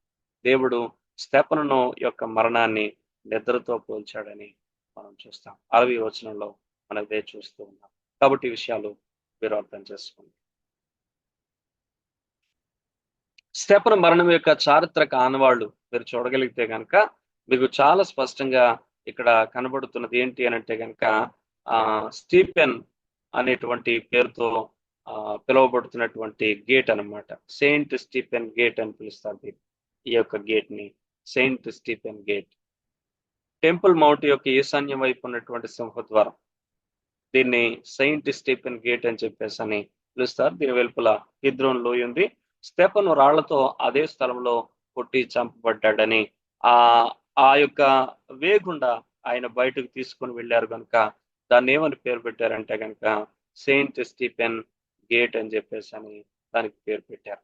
కాబట్టి మరి ఈ రోజు కూడా స్తెఫను యొక్క మరణం యొక్క చారిత్రక ఆనవాళ్లు ఈ రోజు కూడా మనకి చాలా స్పష్టంగా కనబడుతున్నాయి అనేటువంటి విషయాన్ని మనం జ్ఞాపకం చేసుకుందాం.